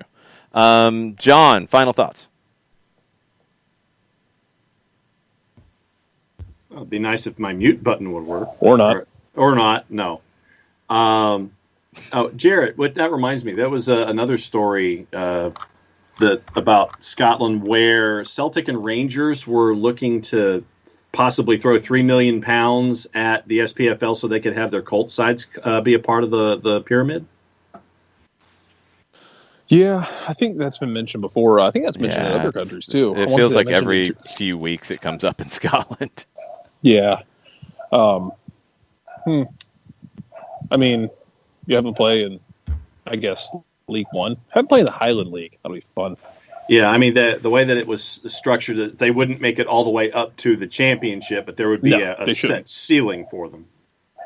All the way up to the championship or the Premiership? Yeah. Well, the championship, it's the same thing in Europe. Same thing in England, excuse me. It's the championship is level 2. So. Yeah. No, I know. I was wondering if they could get to that level. I would say sealing them out of the 3rd division. Well, why would you do it? I wouldn't spend the money to do it then. Like, I'd want them at least to play at the championship level. I guess it just depends on how much they're paying already, because they already play. Like the developmental team already plays games, it gets tracked, this, that, and the other. So, I mean, I would see how much it costs. I don't know. I think that model of having teams play, I mean, as we see with MLS and USL, as we see in Spain, Italian teams don't do that, Nick, right? They don't play at any kind of a league structure. They have their reserve teams play separately, right? Yeah. Okay. Spain does it. Some others do it. I think it works better. I mean, if I'm Celtic or Rangers, I'd definitely be campaigning for it, but I don't think you're getting enough playing at the 3rd division level in Scotland, though. I don't think that gives you enough of a return on it. Anyway, John, final thoughts. That was pretty much what I was hunting for. I know, obviously, we were talking about stuff in the Premier League, but in the Championship, it's still a fight, and it's going to go down to those. I think it's from a Swansea perspective, it's going to go down to those games in hand that we've been looking at the entire way. And right now, it looks like it's obviously Norwich's to lose when it comes to that first automatic promotion spot, and there are a lot of folks, I think, chasing after Max Aarons at one of their outside back positions, but Cantwell has been discussed. But a lot of folks are trying to get into players from Norwich. Norwich isn't letting them go. But it's Norwich's to lose. They've won their last 5, and they're 7 points clear of Brentford, who's in second. But then there's the group of folks, 2, 3, and 4. They're kind of close to each other. But then you're looking at 5 through 10, and they're separated by like 9 points. So getting into the playoffs will be interesting. But 1 through 4, I think, are pretty much set. It's just determining who's going to be where. Thank you, Bernd and you too. But Germany was the league I was trying to think of that had their lower division teams at play. They're limited to the 3rd division. That's as high as they can go. Like Bayern 2 won the 3rd division. They couldn't go up. I just don't know if the level in Scotland's good enough. Anyway, we'll have Juve U23 is in Serie C, by the way. What level is that? That's the 3rd division. That's 3rd? They can go to the 3rd? Yeah. Okay. Is that? I know they're in there. Okay. But no, that's as high as they can go. They can't go to Serie B, is what I'm assuming. Yeah, I don't think so. Because then you're talking about like blocking off. Yeah, like Scotland, I feel like you need to do that just because it feels like such a huge difference in level, but maybe I'm not giving the Scottish third division enough credit. I'm not sure. My final thought, if you were wondering with our final updates out of Argentina tonight and games, Rosario Central, Godoy Cruz finished 2-2. Atletico Tucumán and Huracan finished 1-1, but it didn't get finished. They had a storm that hit, cut the power at the stadium. Just one set of lights was up. They got the lights back on, and the field looks like it was mostly underwater, and the referee said, we're out of here. Forget this nonsense. We're gone. So 1-1, it was stopped in, looks like around the 72nd minute or so. So I don't know how they're going to handle that and if they're going to finish it or if it's just final as is or who knows what. Tucumán was playing with a 9 at that point because they had a red card in the 37th. A second yellow for simulation got Christian Herbes sent off in the 37th. Good job. And then you had a second yellow for Marcelo Ortiz in the 53rd. 2 second yellow reds in 53 minutes for Atletico Tucumán, and they don't have to see out the final few minutes because they get saved by Mother Nature. Good job, Atletico Tucumán. Nick, what you got? I want to give a special shout out to the MJCCA Concord Fire team. That is Jackie Fresh's squad. They won their tournament this past weekend. Thank you, Nature Boy. I saw kids diving in this tournament, and not just diving, but they knew when to dive, which I was At what age? Thrilled with. These are like 10 and 11-year-olds, and they know when to dive. Oh, boy. And it was amazing to watch, and I loved it. My heart sang. And I'm not being I'm being 100% serious because it shows that kids are involved and invested in this game, and it's not, it's the dark arts, man. I love the dark arts. The dark arts are there. But Jackie Fresh's team won. They put on a fantastic team effort. They pressed. They dropped back. They defended. They kept the ball when they had to. And shout out to Brandon, especially on the team. He fell down. He broke his arm. He was cleaned out in the back, being a stout center back that he is. Broke his arm in 2 places, man. He was ready to go back and play. His mom, took him to the hospital instead, did the right thing, made the right call. So shout out to Brandon. I know you got the cast on. It's probably uncomfortable. It's itching. It's okay. But Jack, I don't think, took off his medal for about a good 4 to 8 hours. So shout out to them. They did really well. Outside of that, please, everybody, pay attention to what's happening right now in Serie A, because Milan's not going away. They're going to come back, and no, they're not coming back. Inter's got this thing. It is what it is. But thank you so much, everybody, for tuning in and watching, and I really appreciate it. And we're just a bunch of crazy guys trying to have fun on a Monday night. So thank you, everyone on the Twitch pitch, for tuning in and listening to the hijinks. John, we're going to do cooking down here, man. We're going to make it happen. I'm going to provide a recipe. And then we'll put up I'll figure out, I'll have to have you guys leave, and I'll set up some streaming cams or something so you guys we can watch the hilarity take place in real time. Oh, the boss will be up for it too. There we go. So I know the boss. It'll be like